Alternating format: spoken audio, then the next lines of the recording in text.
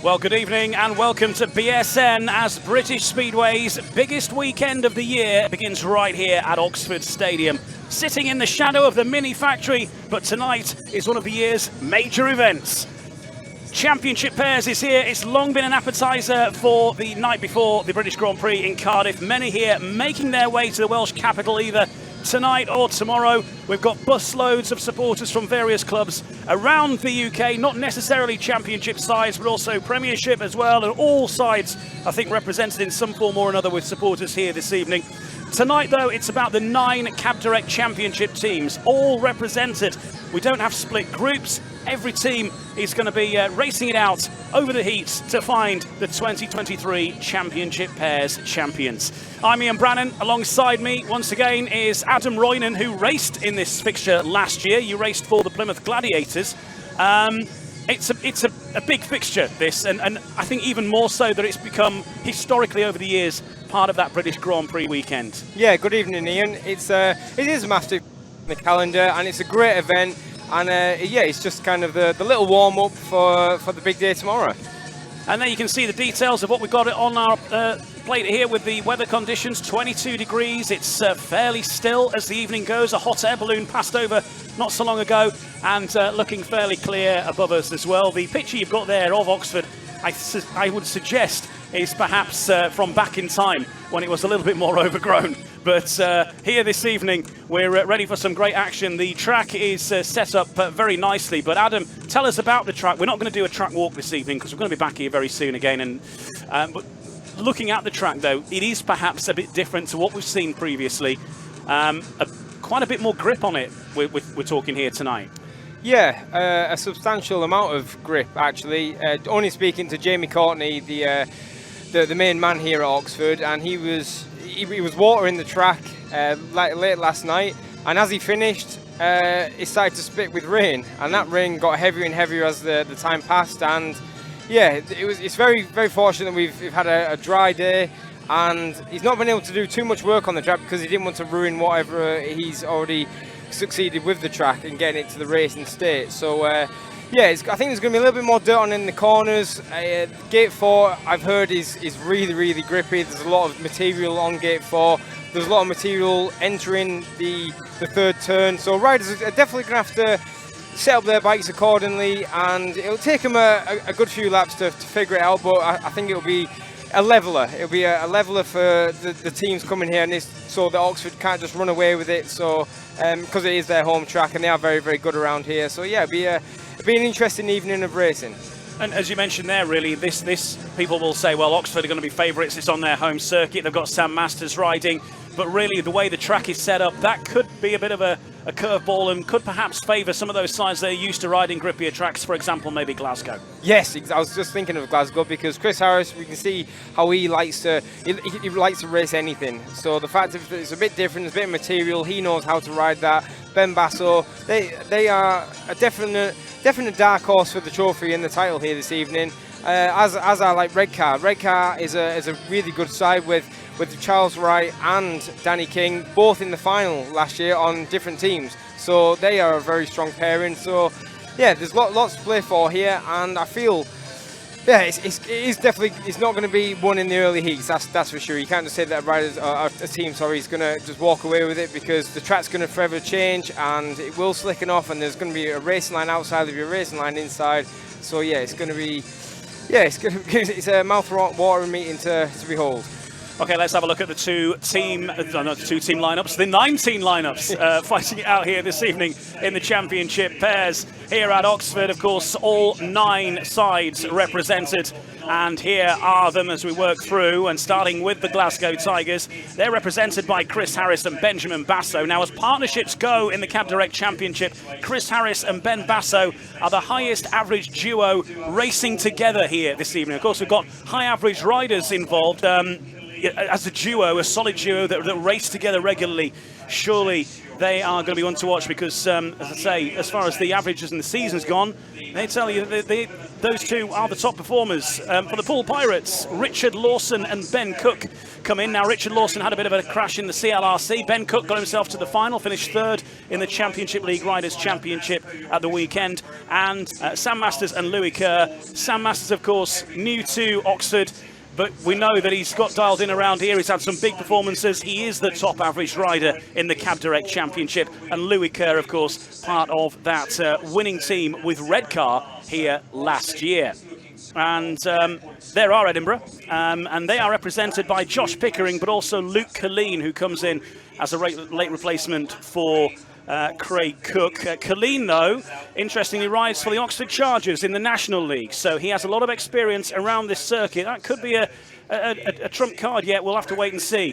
The Birmingham Brummies, represented by Troy Batchelor and Justin Sedgman. Batchelor, of course, an Oxford rider here last year on their comeback season. In fact, he scored a 15-point maximum in his very first meeting here and regularly capable of double figures. Justin Sedgman, of course, plenty of experience here as well. And the Beric Bandits with their captain Leon Flint and Jai Etheridge. Leon, of course, a former British under-21 champion. Etheridge, part of that title-winning side with Bellevue last year in the Premiership. The Scunthorpe Scorpions bring in Ryan Douglas and Simon Lambert. Now, Dougie second in the championship averages this season, mentored by in his career by Darcy Ward. Darcy Ward, I can tell you, is here tonight and has been in the pit with Ryan Douglas beforehand, as he has with many of his Australian counterparts, of course. They'll know each other very well. Only one previous appearance here, though, for Dougie, and that was last April. And I'm talking April 2022. He's not ridden here pretty much since the stadium opened. So it's been a long time for Ryan Douglas since his last appearance, but he did score 9 on that occasion. Simon Lambert is brimming with pride and confidence, having been part of that track test at Cardiff earlier in the week, where he was keen to point out he won 2 races at Cardiff, and he's got the footage on Facebook, and it's never going to leave him. So he is riding the crest of a wave at the moment, is Simon Lambert. The Redcar Bears, then, the reigning champions, winning the competition here last year. Charles Wright, part of that. Danny King, who, as Adam mentioned earlier, was in the final last year with the Pool Pirates and, of course, finished runners-up. But Charles Wright also having a good week too, being crowned the Championship League Riders champion on Sunday. And the Plymouth Gladiators bring in Kyle Howarth and Max Perry. Again, a late change there. Richie Worrell misses out through injury. Max Perry comes in. Kyle Howarth visited with Plymouth only a week ago, last Friday, and scored 10 points. Max Perry gets his first taste of a championship major event. He races for the Leicester Cubs in the National League. Won the League and Cup double with them last year, and being 16, he collected his GCSE results last week. There you go. So that's your team lineups. Now, if we're going to pick one side out of that, we've talked about this on the Facebook Live that we did earlier. We all picked a team. Who are you going for, Adam? I'm going to go and stay loyal. I'm going to say the Pool Pirates. Right. I just think they're on good form, especially Ben Cook and Richard Lawson. He's very capable around any sort of conditions and track. So yeah, I'm going with the Pirates. Who are you going to say, Ian? Well, when I ran into Peter Fasenna, I said that we had been saying, we were talking about this, and we have been saying that perhaps Glasgow would certainly be one to watch. And well, like you said, they're a strong pairing, aren't they? They are the strongest pairing there today, by matter of fact. There's no argument about it. As the season has gone, that is the strongest pairing, riding together here tonight. But of course, I think Redcar, of course, reigning champions, they're hugely proud. They've got a lot of supporters here cheering them on as well. They'll want to retain that title. And with Danny King being part of Pool's success last year, you fancy that, yes, while Redcar are back here without Louis Kerr, I would say that bringing Danny King in is certainly not a step back. It certainly isn't a step back. And yeah, Danny's very capable as well, and with his unfortunate final ride at Redcar, he'll be wanting to put that right here this evening and get himself a trophy, because he's been at this game a long time, and former British champion, of course, not won a trophy over the last 2 or 3 seasons. So yeah, coming here tonight and with a strong pairing of him and Charles Wright, they're going to be up there by the end. Well, give us your thoughts on the meeting. Any mentions you want us to do? I've got to say hello before I forget. I've got to say hello to the coach of Bellevue supporters who are here. Bellevue have arrived en masse in a coach, and they're heading off to Wales straight after this as part of their Grand Prix weekend. So Bellevue, the Bellevue supporters asked me to give them a mention, and there it is done. Let's head over to the BSM booth right now. Greg Blair is with us tonight in the booth, and he's with the Oxford gaffer, Peter Schrock, with Greg Blair right now. Yep, here I am in the booth. I'm on my holidays. It's quite a good atmosphere down here just now. You know, everyone's buzzing for this weekend, the biggest weekend in British Speedway, and I am joined with Peter Schrock. Now, there's not going to be, we can't beat around the bush. There's not so much a home track advantage for the boys tonight. The track's a little bit different what they'll be used to. Oh yeah, 100%. You know, it's we had a little bit of rain overnight, but you know, the track will come good. You know, we've been racing really well here. The boys, they do know what they're doing. But yeah, listen, every heat is a heat 13, heat 15. So you know, it's going to be a good little test for everyone for the playoffs. You know, and so tonight's going to be, I think it's going to be some good racing. Absolutely, and that's what we want to see. That's, you know, it's getting the appetite going for Cardiff. As we said, it's tomorrow. It's going to get everybody wound up for that. But you know, you've got Louis Kerr here, who won this meeting last year with Redcar, and Sam Masters. You know, he's flawless around this place. You must be confident in your boys, are you? I am confident, but you know, I'm never overconfident. Anybody who knows me, you know, it's because anything can happen on the night.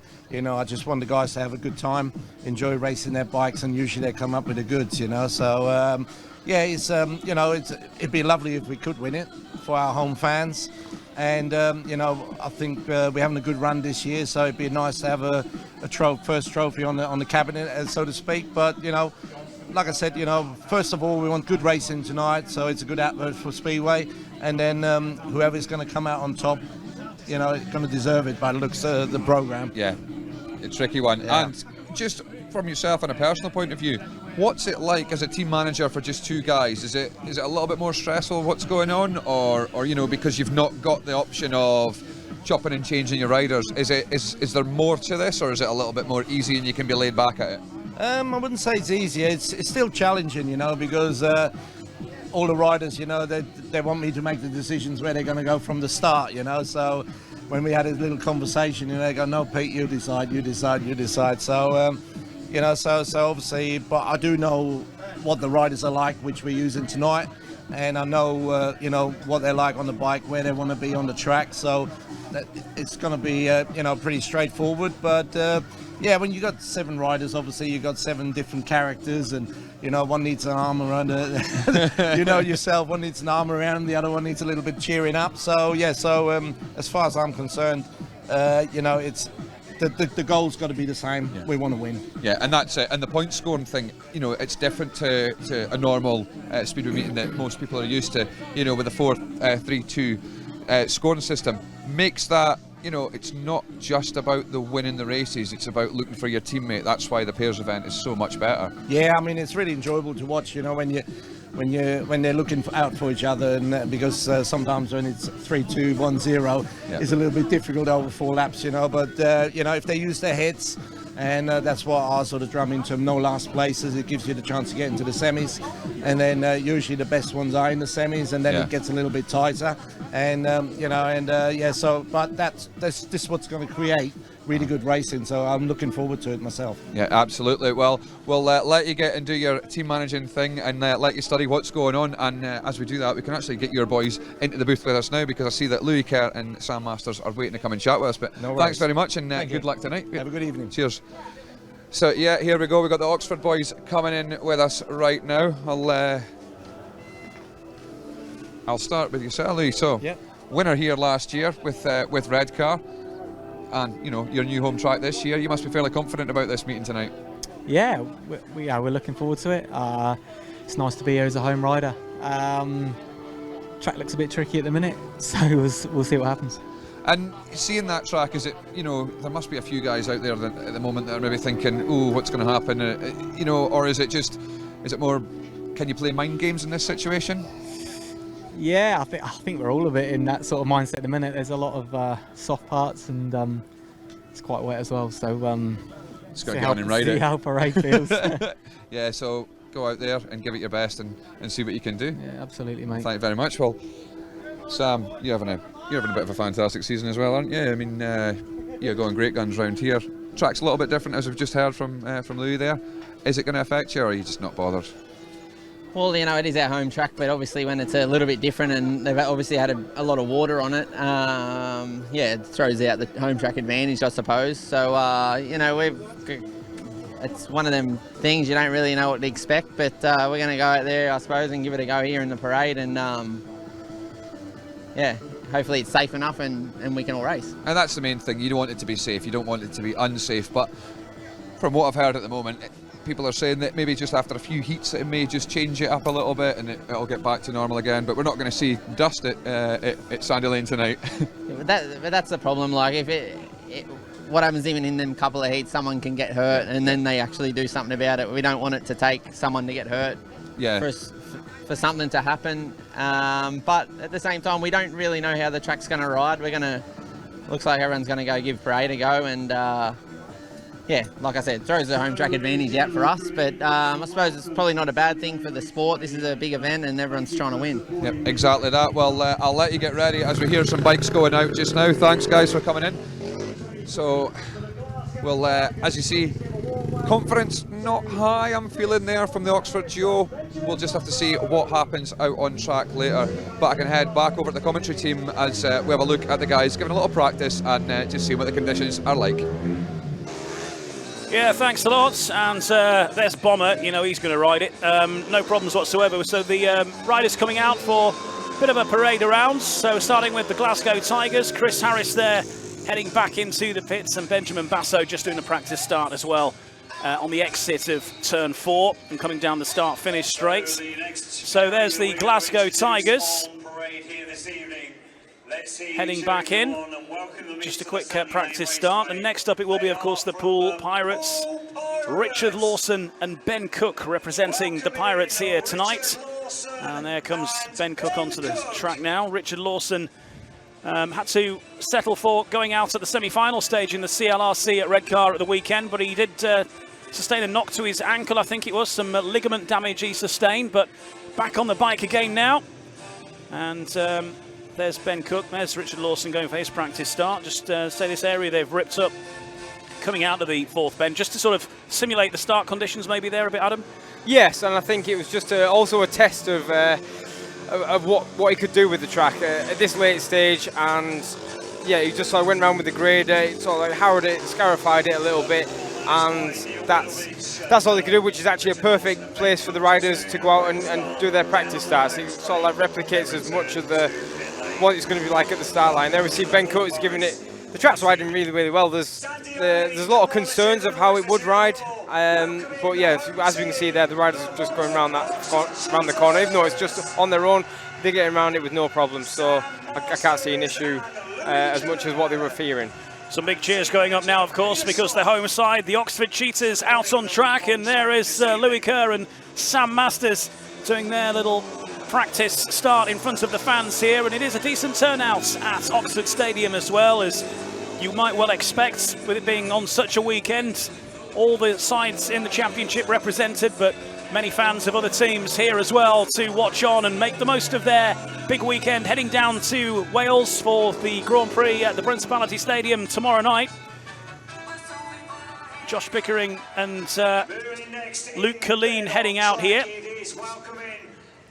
And there is Josh Pickering. Had a big meeting last night for Sheffield against the Kings Lynn Stars, and while Sheffield sort of steamrolled Kings Lynn in many ways, Josh Pickering had a big battle with Robert Lambert and managed to hold Robert Lambert off for 4 laps around Sheffield, which is no mean feat. Josh Pickering opting for the helmet off approach and taking it steady. Taking it steady, no practice starts, no he can do that on his way to the start line for his first race. Just saying hello to the fans, and he's having a little look at the track where his partner Luke Colleen, he had a practice start and trying out, but here comes the Birmingham Brummies. They could be surprise brackets as well, you know. They're very good gators at this pairing, so yeah, they could spring up a surprise. Yeah, so Justin Sedgman there out on track, and his partner will be Troy Batchelor. Troy Batchelor, of course, a former Oxford Cheetah from last season when Oxford made the return to Speedway.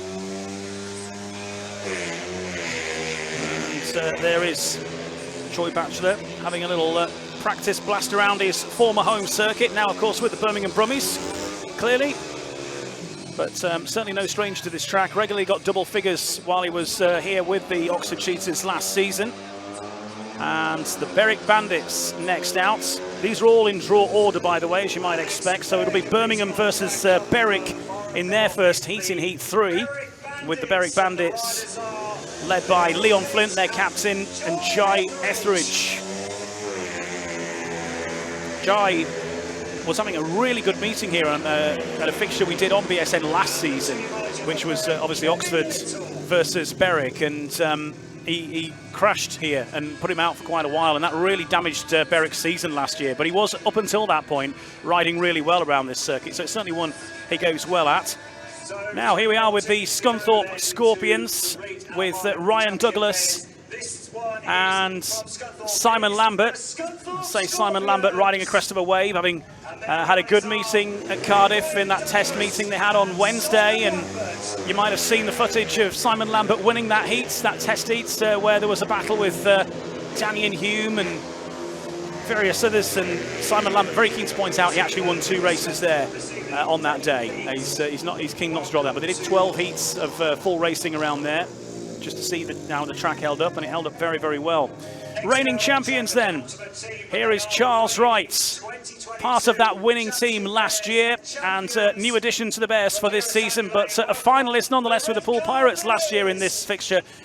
Danny King racing side by side. A strong pairing, obviously 2 former British champions and 2 riders who are going very well this season as well. They certainly are, and yeah, like you say, 2 former British champions know what it takes to win major events. So yeah, they'll be looking to do something similar here this evening. It's also interesting where to see riders doing their practice starts. Some riders are doing it out of turn 4, and some are doing it halfway down the back straight. So 2 completely different contrasting in racing surface. So yeah, it's interesting to see how the ones that actually do make the starts when it comes to race time. There's Charles Wright having a practice start out of the blocks there. And Redcar will be up against Scunthorpe in heat number 4. And now our final team making up the 9, the Plymouth Gladiators, led by Kyle Howarth, who's wearing the red helmet there. And Max Perry, who isn't riding in the Cab Direct Championship at this moment in time, recently turned 16, so he is available, and he's just done his GCSEs. So he's had a busy time swatting up for that and doing those, but he's got his exam results, and I think we had a message from his mum saying well done on them, so I think it must have gone all right. But Max Perry out there and having a taste of championship action, and that's a big step up from racing in the National League, isn't it? It certainly is, and he's a talented little rider. I'm very impressed with what I've seen of him so far. And yeah, if he makes a start here today, then he can certainly spring up a few surprises against some talented opposition. So yeah, I have to watch out and see what Max Perry, not just now, but definitely for the future also. We'll keep your messages coming in on our Facebook page. We'll try and get through as many as we can through the course of the fixture. Hi to Lynn Banks, hoping Louis can make it a double riding with Sam for the Cheetahs this year. We'll find out very soon. What about the Beric Bandits, though? What are their chances tonight? Well, let's find out. We've got Leon Flint and Jai Etheridge with captain of the Berwick Bullets. He is Greg Blair. He is Greg Blair, and I have Jai Etheridge standing to my right. Jai, you've just been out there, you've had a little bit blast around the track. People are saying it's a little bit heavier, not normal what it's like here at Oxford. What did you make of it yourself? Yeah, felt okay where I had rode, but there was obviously the patches near the fence and into turn 1 and that, but I felt like I was all right where I was, but yeah, we'll see. Yeah, it's just about getting out there, getting racing, and making sure that, you know, of course it's going to be safe. Looks like it's going to be safe. The difference is you can ride around it, but it's going to be raceable. Did you say it's going to be raceable? I'm not sure. We'll see the first race, but... Glad you're not in that first race. Yeah, but no, we're just going to go out and attack it and go from there. Yeah, exactly that. Well, hopefully, fingers crossed for you, everything will go well, and we'll pass you over. Leon, the Bandits captain. We've seen already tonight that I would have to say that Beric are the massive underdogs for this, and do you take any acknowledgement to that, or are you just going out there and doing your own thing? Not really. You know, I'm sure I can speak for Jai here. Obviously we're here to do a job, but we're here to have fun. It's another time being able to race with we're bikes, so we're going to take full advantage of that and you know, hopefully put a decent result in. And you have to say, you know, when it comes down to it, maybe the favourites of tonight's meeting and they've seen the track already, the mental things changed a little bit. That could maybe work to the so-called underdog's advantage if they're already thinking, oh, I don't like the look of the track. Yeah, Beric boys, these are used to terrible weather and... It's a few starts, that's all it is. Again, it's not all about winning the races, it's you know, second and third, so you know, if we're both trapping, there's no reason why we can't do that. Jive rode in this meeting last year and was outstanding, so if anything, hopefully I can back him up. Is that something that you both look at? Do you have you chatted about what you are going to do? Have you got like some kind of plan going ahead in this? Not really, to be fair, just make starts and go from there really. So we're both capable of beating any of these riders. So we're just got to make the starts and be there in the first corner and smart first corners, and we'll see where we go from there.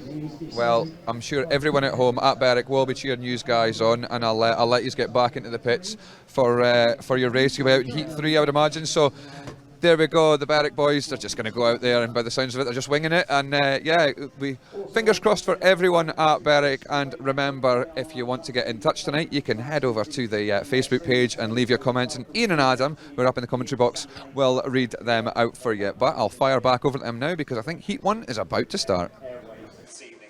Yeah, cheers, Greg, and see a good turnout from various sides, including, of course, the Glasgow Tigers. Have got a coach load here this evening, well represented tonight on the stands. I think they're midway round that third and fourth bend. Redcar over there as well, I think, as are a lot of the Oxford fans. Got a mention here from Steve Dixon. Stephen Dixon said, would love to hear Adam's memories on winning this meeting for the Mighty Comets in 2012 and how many times he's watched the DVD of it. I've watched the DVD that many times, I've burnt it out. So, yeah, great memories of winning it with Rennie back.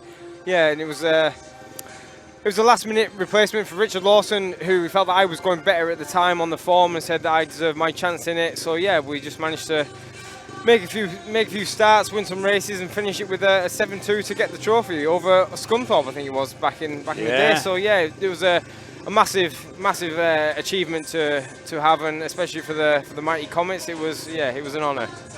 Absolutely, great days there. Sadly, Somerset no longer with us, but Oxford has picked up the baton and has become part of this big weekend of Speedway for the British Grand Prix. People heading there on their way to the Principality Stadium for tomorrow. But we get underway right now with the 2023 Championship pairs, and it will be Glasgow versus Poole. What a heat to get us underway, and each side is going to race 4 heats. They're not racing each other, so some sides will not face each other unless they meet later on in the semi-finals and finals. So it's all about finishing in the top 4. We'll keep you up to date with what's happening there. So finishing the top 4, and then there's 2 semi-finals. Obviously, the winner goes through to the final, then one big grand final to round it all off is how it works. 4, 3, 2, 0. So every heat like a super heat, really, or a heat 13, with the top riders from these sides selected to come out and represent. But it is a 4, 3, 2 system of scoring. So it's all about not finishing last, basically. That's what you're trying to avoid. You do get more points for finishing second and third in a race than you do for finishing outright first. It's all about the team riding. It's all about avoiding last places and mounting those points up as we go. So heat number 1 is between the Glasgow Tigers and the Poole Pirates. And the Poole Pirates riders heading down to the tapes now, with Richard Lawson getting himself out on track. Ben Cook already down at the tapes. So heat number 1 of the 2023 Championship pairs on track is Glasgow taking on Poole, and this is your lineup off the starting grid. And we're about to get underway. So Richard Lawson comes down to the tapes. Here is your lineup for heat number 1 this evening then on BSN. And the lineup is as follows. The rider in red off the inside gate for the Glasgow Tigers is Chris Harris. Gate number 2 in yellow will be Ben Cook of the Poole Pirates. Off 3 in blue is Benjamin Basso, and off the outside in white is Richard Lawson. The lineup for heat number 1 in the 2023 Championship pairs. Here we go, green lights on. And the tapes rise on this year's event. It's a good start from the rider in red there, Chris Harris, who's blasting down the back straight. In hot pursuit is Ben Cook, who's splitting the Glasgow pairing. Richard Lawson struggling at the back at the moment. This is a good start from Glasgow. Very good start from Glasgow, and Chris Harris out of gate 1 made a superb start there. He's holding it tight around the inside line. Ben Cook there, give him a little sort of let him look that he was going to be there on that first turn, but now he's got Ben Basso in third. He's trying to chase him down. Can they make even more of a heat advantage out of this race? This is a steady old ride here from Chris Harris out front in conditions that he tends to relish a little bit deeper, a bit grippier, and he's doing as we thought he would, and excelling there, pulling out front. Second place with Ben Cook, who's increasingly under pressure from Benjamin Basso here. Benjamin Basso going around the outside now of Ben Cook to try and get a run on him there. Richard Lawson has pretty much given up on this heat now, and down to the checkered flag. It is a win for Chris Harris, and it's a heat advantage for the Glasgow Tigers. Yeah, heat advantage for the Glasgow Tigers, all done from the start there from Bomber. Managed to get himself out in front and just got to try the track for what it was, out on his own, just got to ride it. He's taking the acknowledgement there of the Glasgow fans, blowing the kisses. He's definitely thrilled with that one, and great way to start there for the Tigers. Track didn't ride too badly, but they're going to have to do some work on it. I'm pretty sure after the next couple of races. Here we can see the start again. It looked like Basso had made a good start there, but didn't have the drive to the first turn. Richard Lawson's race is run kind of that stage. Chris Harris pulls it nice and tight around the inside and pulls away down the back straight. Ben Cook settles into second, and Basso, he tried there for the 4 laps, but just not enough material on the outside to make a move around the outside. So Ben Cook stayed in the second position, so heat advantage for the Tigers. Yeah, a good win there for Chris Harris. Maybe concerningly about Richard Lawson, because he didn't seem to be at the races from the off really, and struggled throughout there. Yes, and not quite sure on Richard's fitness, but hopefully he's able to continue the rest of the part of the meeting. And we see there Ben Basso, he caught a little bit of grip and did catch Ben Basso, and just in this third turn he was just trying to use a different line, just going a little bit wider. On the next lap his bike does chop and move around a little bit, so it looks like there's actually dirt getting produced on that outside line, but just not enough yet to make a pass on the rider in front. But it will only be a couple of races, and I think we'll be seeing some great Speedway. Okay, so a 6-3 to the Glasgow Tigers in heat number 1, as they get their evening off to a good start. Perhaps concerning though for the Pool Pirates on the fitness of Richard Lawson, if that was the issue there, but we'll try and find out more about that as we go. Right now we move on to heat number 2, which is a clash between the Oxford Cheetahs and the Edinburgh Monarchs here. Of course, Oxford the home side. Will they have any home advantage? Because we heard from the 2 Oxford riders, Sam Masters and Louis Kerr, suggesting that perhaps the way that the track is tonight might not necessarily favour their usual setups. But we'll have to wait and see how that pans out in this second heat. In this heat, the lineup will be in red, Sam Masters off that inside gate. Off gate number 2 in blue is Josh Pickering for the Edinburgh Monarchs. Off gate 3 in blue is Louis Kerr. And off the outside in white is Luke Colleen. Interesting for Luke Colleen here, representing Edinburgh of course, but in the National League is an Oxford Chargers rider. So certainly a track that he knows very well here. Away we go then with heat number 2. It's Oxford versus Edinburgh, and certainly out there early doors is Sam Masters for the Oxford Cheetahs. His teammate there, Louis Kerr, coming through into second, and looking like a maximum for Oxford in the early stages of heat number 2. Yeah, it looks like a maximum, does look that way. Although Josh Pickering, I'm sure he's going to start building up some speed around the outside and look to challenge the guys in front. They're all going a little bit tentatively going into that third turn. I don't know what the issue is with the track there, but yeah, it's the Oxford boys out in front and they're pulling away. Oxford certainly are pulling away. Any fears about them losing out on any home advantage, certainly in this heat, seem to be put to bed with Sam Masters and Louis Kerr moving away out front. It's going very tight between the 2 Edinburgh riders, who almost, I think, collided with each other there. Slight concern there with Josh Pickering continuing third. Luke Colleen getting himself in a spot of bother on that third and fourth turn, which does seem to be catching some of the riders out. But coming over the line in heat number 2, the Oxford Chargers, and it's a max 7-2. Certainly that, as you mentioned, Adam, that turn 3 seems to be causing a bit of confusion, doesn't it? It does look, yeah, it looks a little bit indifferent, and the riders are just kind of negotiating their way through it in the first couple of laps, but riders like Sam Masters, he looks silky smooth, and it didn't really look a problem there at all for Sam. Louis Kerr settled in nicely into the 7-2 position, and yeah, they romped home to a big opening heat wins for them. Perfect start then for the Oxford Cheetahs here, and the home crowd are enjoying that quite a bit. Lots of hooters and all that kind of stuff going on, and Oxford there with a maximum 7 points in their very first heats, and Edinburgh of course now as a result with some work to do, but a long way to go yet. So we've got 18 heats, 2 semi-finals and a final. It's all about finishing in the top 4 of course, and we'll keep you up to date with the scores as we go. As we move on now to heat number 3, and this is Birmingham Brummies versus the Beric Bandits here. And Leon and certainly Jai Etheridge maybe not overly confident with the way that the track went from their early laps that they had. Yeah, and that could work into their favour, you know. They could put no expectations on themselves, just look to be making a best start as possible, and away they'll go. So we'll see how it goes. Okay, here is your lineup for heat number 3. Troy Batchelor goes off the inside gate in red for the Birmingham Brummies. Jai Etheridge, gate number 2 in yellow for the Berwick Bandits. Justin Sedgman in blue from gate number 3 for Birmingham, and off the outside for Beric in white is Leon Flint. Heat 3 with Agilia Infrastructure Partners.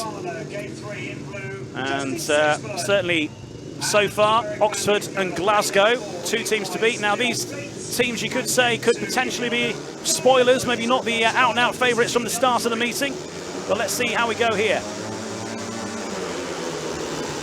Away they go then, and the Birmingham Brummies getting off to a good start. Troy Batchelor, of course, a former Oxford rider, but blasting around the outside comes Jai Etheridge, and he was saying he wasn't sure how he'd be able to ride the track. He seems to be coping all right there.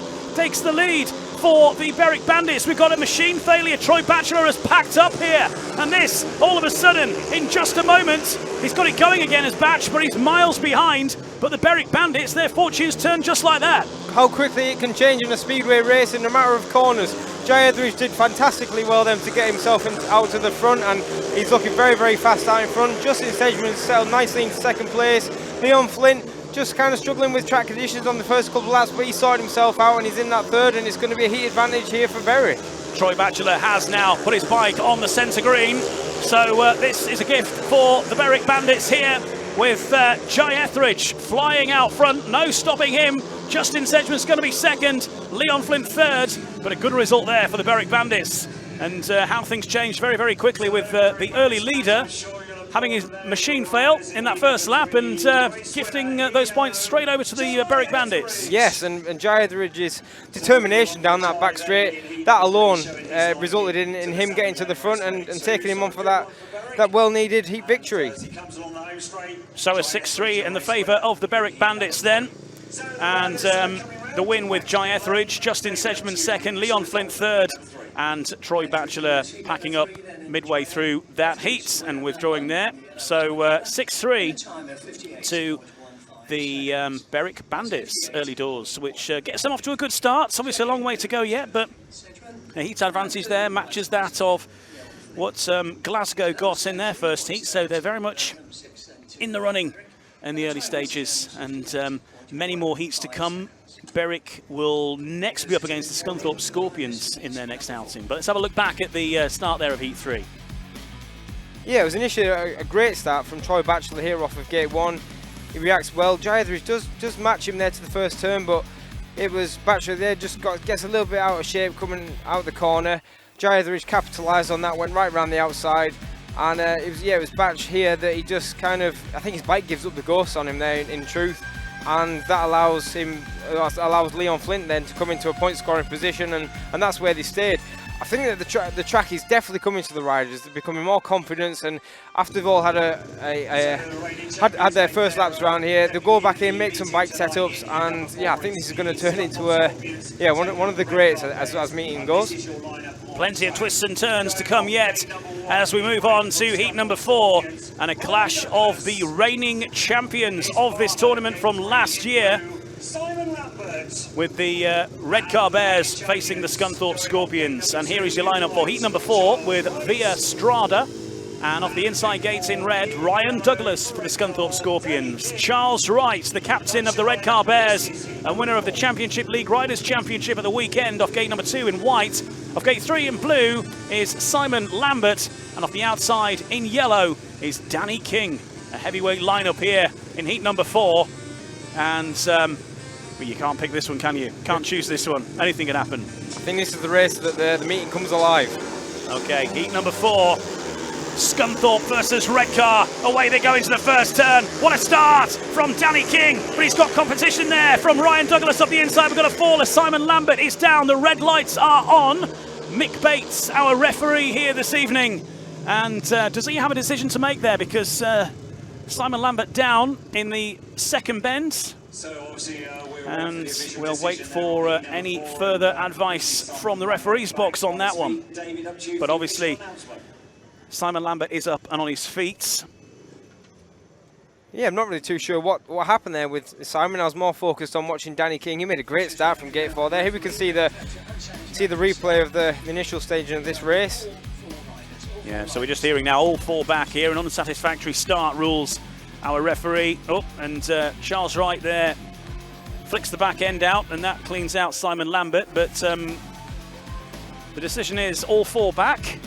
Here we see it from another angle. It's Charles Wright that kind of just gets out of shape a little bit, just lucky to not get collected in that first turn by the back wheel of Ryan Douglas. And yeah, his bike and his track position, his movements on the bike forced Simon Lambert to just run wider than what he would have liked to, and might have just been a little bit too not as much dirt on the outside to pull him round the corner. So yeah, unfortunately he had to bail out, and yeah, the right decision having all 4 back there, and the riders get to go again. But yeah, it was a fantastic start there from Danny King. Can he do it again?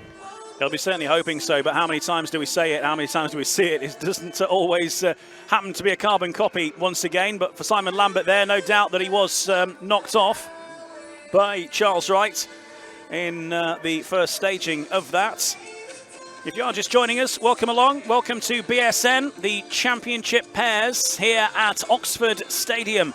And we've had 3 heats already. Heat number 1 was won by the Glasgow Tigers against the Poole Pirates, who had some struggles with Richard Lawson, who found life hard at the back. Not sure if that was mechanical or a health situation. Of course, he did have a very heavy tumble at the League Riders Championship on the weekends. Heat number 2 was comprehensively won by the Oxford Cheetahs over the Edinburgh Monarchs. That was a 7-2 maximum for Sam Masters and Louis Kerr.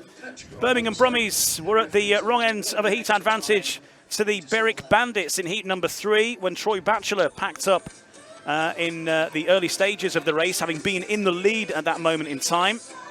So Beric claiming a 6-3 there, and we're on to heat number 4 now. Scunthorpe versus Redcar.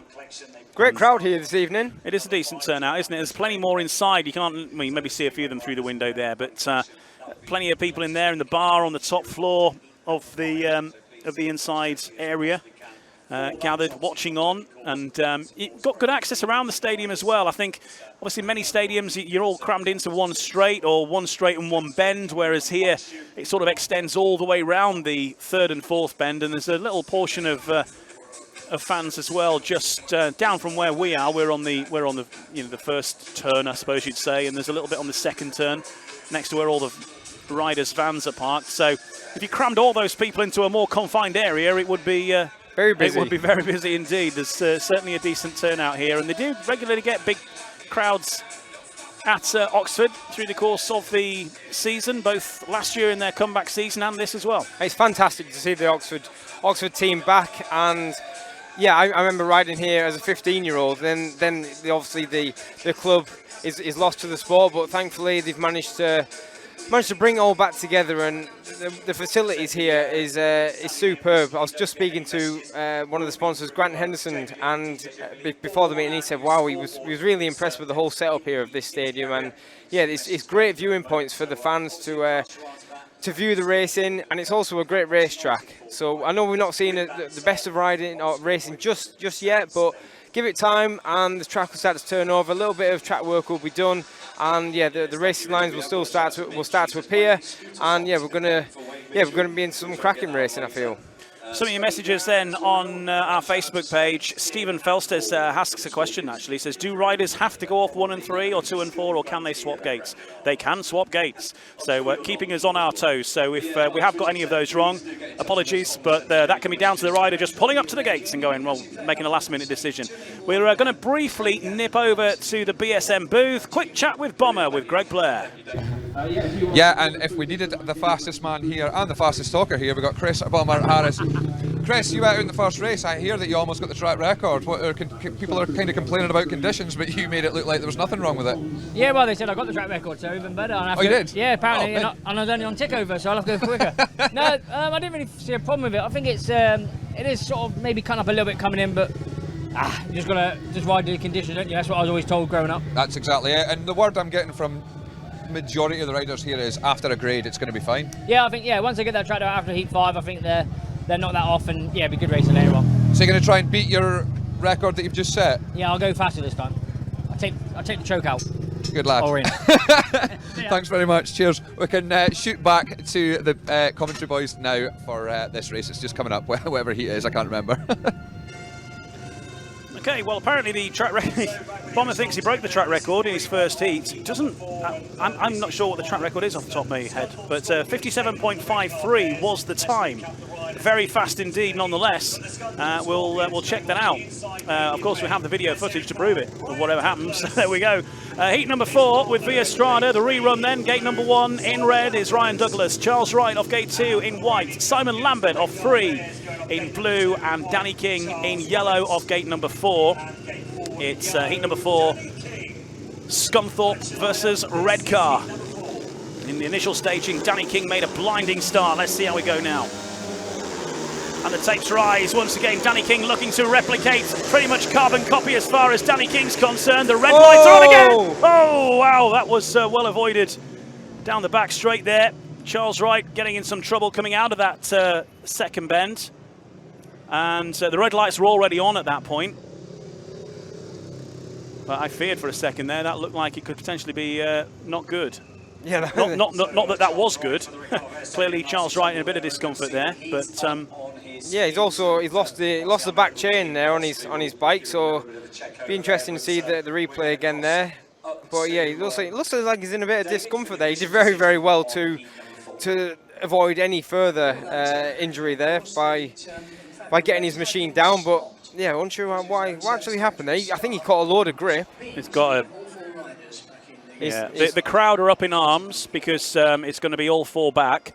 But the race definitely, the red lights were definitely on when that incident happened, and that's not why the race was stopped. Charles Wright is nursing a broken finger already going into this meeting, and you can see him there holding his hands, and maybe we're hearing he is going to get checked over in the medical room by the paramedics now. But Charles Wright already with a broken finger from earlier in the week, and that incident there probably not helping. Yeah, it's not quite going his way tonight, but he's been fortunate to still be back in the reruns each time. So yeah, he can dust himself down and carry on again. Another good start from Danny King. Yeah, it was another great start from Danny King. He was very aggressive towards that first turn, and yeah, he managed to get himself to the front. Yeah, here we can see the restart again. It was a great start there from Danny King. It's the rider in white here we're going to be watching. He's round the inside. He just gets too much grip, and Ryan Douglas did superbly well there to avoid the falling Charles Wright. He's almost like he was on a surfboard, the way he arced out of that and managed to turn himself away from him. Wow, that was fantastic. From where we're stood, we're sort of behind that, and look, you could see Dougie was heading straight for him, and that's why I went. I feared for him there for a minute. But well, I feared for Charles because his front wheel's airborne, and all he can see is sky. He doesn't know how close he is to the fence or anything. So the fact that he managed to get the bike down and get it under control, and yeah, that was quite remarkable. Yeah, so we are going to have all 4 back, hopefully, and hope that Charles Wright can resume his place back in the rerun there. Heat number 4's taking a bit of getting going, really, isn't it? On to our third restart now. Incidentally, as well, hearing Charles Wright's been given a warning by the referee for sitting still at the start. So Charles Wright is now on a warning for movement at the start. Let's have a look back at that. See if we can see what Mick Bates, our referee, saw. And we'll bring that to you in just a moment.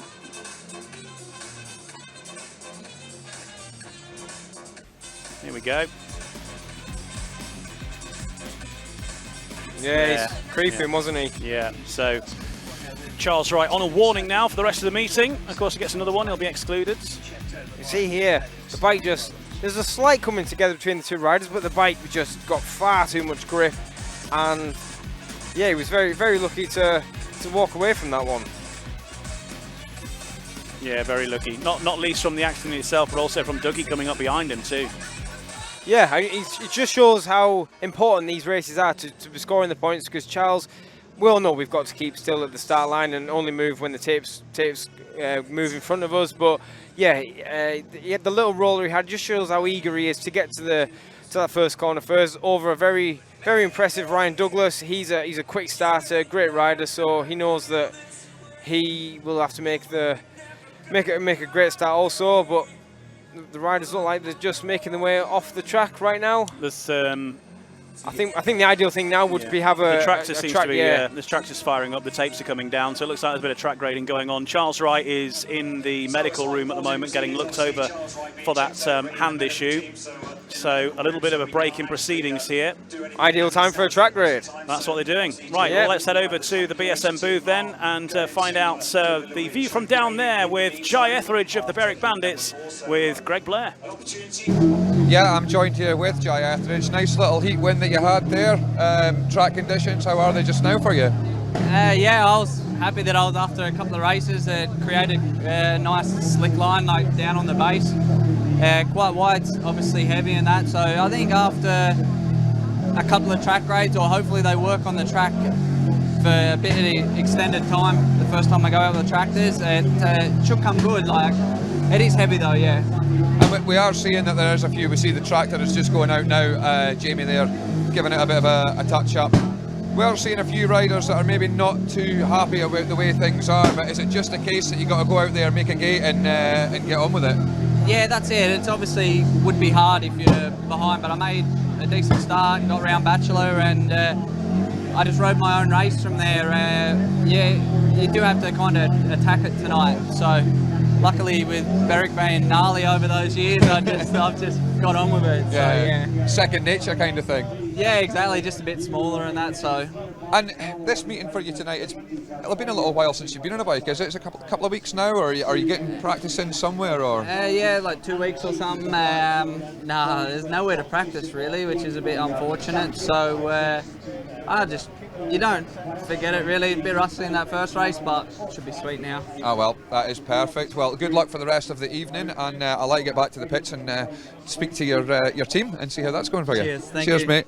So there we go. The tractor is out now doing a bit of grading. I'm going to be honest. It's. I think that the track myself looks fine. I'm not a rider of calibre of these guys that are out here tonight. It's just a case of, it's kind of old school Speedway tonight. It's a bit deep. Get on with it and ride it, hang off it, and give it a good go. But at the same time, I know there's a lot of guys out there that are thinking about safety. But at the same time, it's not the. You don't want to be thinking too much about that. You don't want to think about getting hurt. You might as well just not bother. But yeah, I think the track's. It looks all right, but we're gonna find out of a man here. Josh Pickering is just coming into the booth with us, and we'll see what Josh has to say. Josh, track's a little bit different. There's a few people talking about it. Complaints going around. Tractor's outgrading it now. Do you think that's going to help it? We can only hope, I suppose. It is quite disappointing. Like, I know everyone's done their bit to be here today. Yous have done your bit to be here. The track staff has done everything they can. All the riders, we've done everything we can. The fans that's travelled and the fans that's bought the stream, mate. At the end of the day, like, we need a good stage to perform on. And unfortunately, with the weather that they had in the last 24 hours, it's making it a bit hairy. Like, yeah, if you make a start, you're in front. You can pick where you want to go, and you can sort of dodge the issues. But it's not a racetrack at the minute. Yeah, and we're hoping with this, this grading, it might even build up a bit of a dirt line. We might see the Josh Pickering hanging off the side of it going around the boards later on. Yeah, well, I just hope that we can get to that, mate. The issue is when all the riders come together, at the end of the day, we're here, we know we ride in, week out. I've done 18 meetings in the last 20 days or something like that. I've done a lot of riding, and you can read a track quite easy, and we could see at the start of the meeting that there was going to be some issues, and unfortunately it takes for someone to crash until someone does something about it, and I'm sick of that. We're here to earn a living, we're here to race motorbikes, and at the same time, obviously we're the entertainment. But if you're getting a track that's not going to help that situation, and like I said, we've always been we have to go as quick as possible, and sometimes when you're on a track like this, you can't go flat out. But in saying that, you can't ride a track like this half throttle either, because your bike wants to take off and pick up on you, and it can just cause a lot of issues, mate. And at the end of the day, we're all here to put a show on, and the most important thing that I think a lot of people forget is that we've all got to go home to our families and everything else, and we've all got to race another meeting. I've got playoffs in Poland. A lot of the boys here, they've got playoffs in all leagues in the UK, and nothing to do with the track whatsoever, but at Beric at the start of the year when I done my shoulder, I was out for 9 weeks. Yeah. I don't want to miss any more meetings, mate. Yeah, so exactly. if these bikes, they got 70 odd horsepower, they weigh 70 odd kilo. They just take off. You don't need any. They don't need to be made any more dangerous. Yeah. These tracks need to work with the bikes a little bit these days. Back in the day, it's all well and good to say, 30 years ago they used to go around rain, hail or shine, it wouldn't matter. Mate, the bikes that they had back then, they had half the horsepower that we had. They didn't want to take off when they hit something, and it's. And is that something that you can actually do? Say the conditions are like this. Is there something that you can do with the bike to sort of kill that off, or does you it want make to it calm more it down, difficult? but at the same time, your bike goes slow then, and then the one person that hasn't done that, they go out, mate, at the start, and they're away. But like I said, when you're in front, you're riding on your own. Track conditions like this, you can ride anything, but 4 guys racing for the one bit of area can cause a bit of issues, in my opinion. So I just hope that doing this track grade now that Jamie's out there, that can solve some type of issue, and we can get all the heats done tonight, and and the pairs can be run properly. Racing. Yeah, like I said, a lot of people's made it hard to be here tonight, and not just including myself, everyone. Yeah. And I think it's just as important, if not more important, that we all get to leave as well. Yeah, exactly that. Well, we'll see how the track grading goes for you, and we'll let you get back to the pits and chat to the team, and obviously chat to the rest of the guys. Yeah, hopefully it's you sitting at home aren't waiting too long, and obviously we're not standing around waiting too long either. We've got plenty of entertainment here. Yeah. We can sort it out. Here, Thanks very much, mate. Cheers, thank you. So there we go. Kind of contrasted views tonight with different riders. We've got Josh Pickering there, who's just is clearly not too happy about the way things are, and then we've got Chris Harris, who's loving it. And while we're here, we've got Ben Cook with us as well. Track conditions, I feel like a broken record just now. Everyone's talking about it at the moment. You were having a bit of a race in your shot out there in your heat. How are you feeling about it? Yeah, heat 1, we were just a bunch of guinea pigs, really, weren't we? We got told, we didn't get much choice, just went out there, and it wasn't fun. You don't know what to expect going into that first corner, what the bike's going to do, or what the guy next to you is going to do, if he's going to wipe everyone out. There was a lot of loose material on the track there, and I think it will come good for sure, but it's never nice to get through those first couple of heats, especially being in heat 1. Yeah, I wouldn't have liked to have, personally wouldn't have liked to be in heat 1 myself going out there, but with this grade, and Jamie kind of knows what he's doing. He's not going to go out there and wreck the track. It's he's spending plenty of time on it. He's giving it a look. It looks like he's tyre packing it in now. Do you think that you'll be able to do some good racing around here as the night goes on? Yeah, I think so. The moisture is definitely there, so it will make a bit of a dirt line and a couple of opportunities to pass, but yeah, hopefully for all us boys' sake, riders, it does come good, and I think it will, but yeah, it took a couple of crashes to realise that we needed track grade, but yeah, see what happens. And just for the fans at home, the pool support that's watching this, we noticed that Richard didn't look too confident out in his race. Have you heard from him? What's his view on it at the moment? I think he stands in the same point of view as the rest of the riders. No one wanted to go out for heat 1, especially after walking the track. So, and especially he's not 100% fit himself. Yes. He's got a carrying injury, and it's the last thing you want to do before playoffs is re-hurt that. So yeah, it was kind of the track where you had to be committed to get around. But yeah, I think he'll come good. He's not going to take that lightly going out there and get running a last, so we'll be back. Yeah, well, that is perfect, and good luck to you for the rest of the night. Thanks very much for joining us. Well, there we have it again. So many different views of this tonight. We'd love to hear your views, of course. You know, there's nothing better than an armchair fan coming in, telling us what should be done, why not. You know, we're all entitled to our own opinions. Me, you know, I don't know, I would go out and just give it a go and enjoy it. It's meetings like this where the bigger names, maybe the favourites, are not as confident, which gives the underdogs a bit of a chance. This is the kind of meetings that can turn things around, but you know, who knows what may happen. We see bikes are getting pushed back out, so we can head back to the commentary team. And Adam and Ian, what are your views on this? Well, I defer to experienced Speedway rider of many different tracks and conditions, Adam Roynan. Well, look, I've not rode it. I can see the guys. Some of the guys are struggling. You've ridden deep tracks though. Yeah, and tracks that are less than ideal. Yeah, but this isn't deep. It's actually riding a hell of a lot better than I thought it was going to. So the riders, like you said, like Chris Harris said, if you get out in front, you get to choose your lines. Even Josh Pickering got to say that. So all you got to do is just use your brain. And remember, there's 4 laps to a race. Pick and choose your lines where you've got to go. Don't be chasing the back wheel of the guy in front. I know I've learned that over the years not to do that. But yeah, all these guys are racers, and Jamie Courtney, he's superb at preparing tracks, and he's got this place down to a T. So yeah, and it's only been Charles Wright getting out of shape a couple of times that's resulted in these stoppages. But no, the guys they're still keen. They're here to do the job, put on entertainment for the fans. So yeah, I really hope for everyone's sake that this meeting does come good.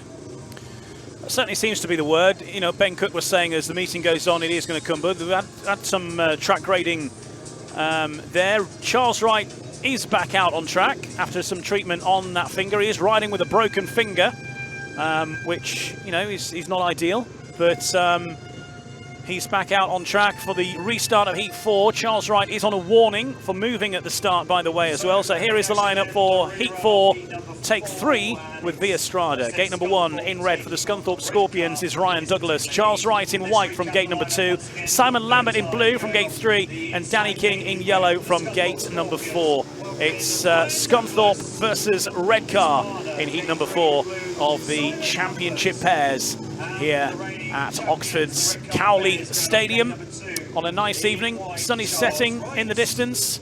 Still a relatively warm night. We're into September, but otherwise decent conditions. Here we are, heat 4, the tapes rise. Can Danny King do it a third time? He can. Carbon copy out the front once again, but this time maybe Ryan Douglas fighting back a bit more. Danny King gets himself into the lead now for the Redcar Bears. Charles Wright involved in the mix now, coming up the inside of Ryan Douglas, and it's the Redcar Bears on a maximum now in heat 4. Great ride there from Charles Wright to come from 3rd into 2nd place to join his teammate out in front. Danny King made the 3rd start off of gate 4, and he's checking out in front. It's the riders that are riding the track and attacking it that are getting around here the best, and this is just being shown here by the Redcar boys.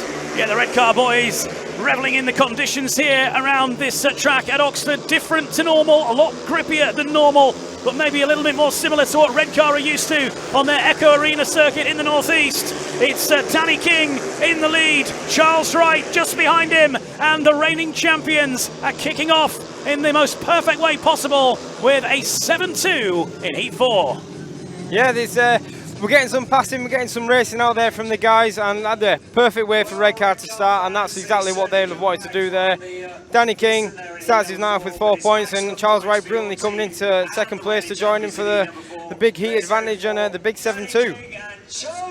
Yeah, the Redcar Bears then off to the perfect start after we finally got there in heat number 4, and it was a win for the rider in yellow, Danny King, who fair play to him, made the same start 3 times, didn't he? Cutting across from that outside gate. Charles Wright 2nd, having overtaken Ryan Douglas midway through that heat, and Simon Lambert 4th. A 7-2 to the Redcar Bears to get things underway. How do you think the track rode there then after that track grading? Yeah, you've definitely got to be aggressive and ride this track, but yeah, just shows how Danny King, he's rode many conditions over his years, and prime example of how to get around it is just attack it, and that's exactly what he does. Coming out of gate 4 here, the bike reacts well, drives him to the first corner, and yeah, he was joined here by Ryan Douglas down the back straight, but he held his nerve and went in over the top of Ryan there going into turn 3. A few of the riders at the back there, the riders in 3rd and 4th, Charles Wright and Simon Lambert, struggled to turn a little bit going into the corner, but managed to sort it out.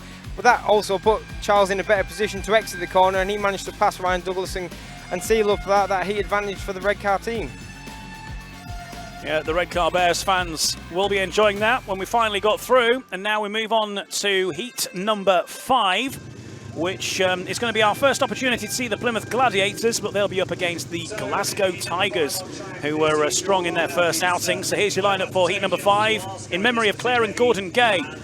And for the Plymouth Gladiators, in red is Kyle Howarth. Gate number 2 in white for the Glasgow Tigers is Chris Harris. Max Perry makes his championship pairs debut, certainly, in blue from gate number 3. And off the outside in yellow is Benjamin Basso. So quite the pairing here for Glasgow. Statistically the strongest pairing in the competition. Not necessarily around this circuit, but certainly they weren't bad on their first outing. And up against the Plymouth Gladiators. Plymouth versus Glasgow then in heat number 5. And away we go then. It's a good start from Benjamin Basso coming around the outside. Bombers in the mix as well. Kyle Howarth also laying the marker down for the Plymouth Gladiators. He's now relegated to 2nd. Watch out here for Chris Harris though. He's got Kyle Howarth in his sights, and Bomber does it again. Chris Harris moves into 2nd, and the Glasgow Tigers on a maximum here in heat number 5. Gate 4 looks to be working really well. Ben Basso made a super start there out of it, and he's checking off out in front. Chris Harris battled really hard and really well there to get the better of Kyle Howarth entering the 2nd lap. And yeah, he's following his teammate home for another 7-2. We said that Glasgow would certainly be one of the ones to watch, as we mentioned with Redcar, and that's certainly proving to be the case at this moment in time. Benjamin Basso for the Glasgow Tigers then, out in the lead here into the final lap, followed by Chris Harris. And then Kyle Howarth and Max Perry slipping away into the distance out back, and a maximum for the Glasgow Tigers in heat 5 to further move them on, following on from their 6-3 in their first heat. So looking good for the Glasgow Tigers. Early doors here, and a great ride there from not just Benjamin Basso, but Kyle Howarth getting in the way of Chris Harris, and Chris Harris dealing with that. Getting in the way, yeah. Kyle, he put up the fight on that opening couple of laps, but having these first laps around this track, he was just still weighing it up himself. Glasgow benefited of already having laps on this track, and Chris Harris definitely wound up around the outside to make the pass on Kyle. Yeah, there's the official result then. Basso, Harris, Howarth and Perry, the finishing order, and that moves the Glasgow Tigers on to 13 points from their first 2 heats here, with the Plymouth, of course, on 2. That was their first outing. So every team has had now at least one ride. Glasgow clearly leading the way in the league table, but they've ridden one more than everybody else. So we'll give it a little while to balance out. And have a look back at that heat once again, because not a bad start from Kyle Howarth initially. And the Glasgow pair had a bit of work to do. Basso making light work of that coming around the outside. But you see, Bomber's quite a way back there, isn't he? He is quite a way back, but he has one goal on where he needs to go, and that's straight out into the dirt. He gets a load of speed here in turns 3 and 4 and breezes past Kyle Howarth down the back straight. He's even on the back wheel passing him there. Controls the bike really well and finds the dirt in that bottom corner to make the pass stick, and yeah, gets him that 7-2 for his side. Great way for Glasgow to open their account for the evening, but this is going to be a great heat here for heat 6. This is a very strong pairings from either side. A bit of a local derby as well, as these matches go between the Oxford Cheaters and the Poole Pirates in heat number 6. And we'll have to see how Richard Lawson goes in this one, because he found things a bit tricky on the first outing. But a lot of great local rivalry, of course, between these two sides. And Poole have clashed with Oxford a number of occasions this season, and you've been involved in some of those meetings. Yeah, they've been tasty encounters, and yeah, the Pirates have done well each time. But you can see the lineup. Yeah, Richard Lawson comes off gate number 1 in red for the Poole Pirates. Sam Masters next to him in white from gate number 2. Ben Cook in blue from gate 3. And off the outside in yellow, Louis Kerr for the Oxford Cheaters. It's heat number 6 with Cab Direct. Pirates versus the Cheaters. And of course, Oxford in their first outing here this evening, having a perfect start, getting a 7-2 in their first heat up against Edinburgh. What can they do against Poole? Away we go then. It's a good start once again from Sam Masters in white for the Oxford Cheaters. His teammate Louis Kerr coming around to take the lead as well. And what a start. The Oxford Cheaters are on here, although Sam Masters locking up slightly there, giving Richard Lawson a bit of an opportunity. Ben Cook now moves into third. Louis Kerr is absolutely flying out in front. He's got his bike set up absolutely perfect around this racetrack.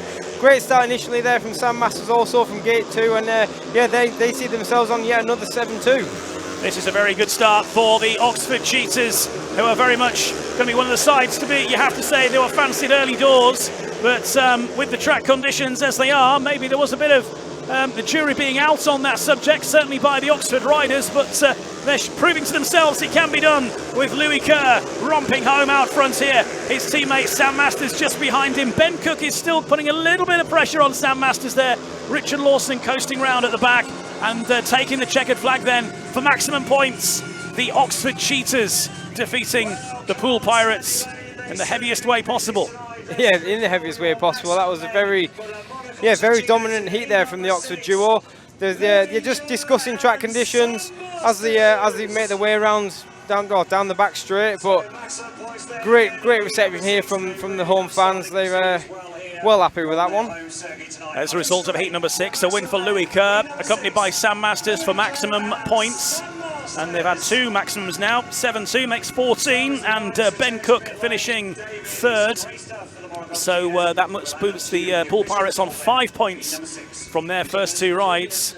Maybe that's the biggest surprise in the early stage of the meeting so far. But what a great start from the Oxford duo here. Yeah, great start. And Louis Kerr there, he enters the first turn with his back wheel in the dirt. That slingshots him around the outside. Sam Masters is aware that his teammates alongside him and just allows him the room to go into the third turn. And by the exit in this fourth turn here, Louis Kerr is an absolute straight ahead.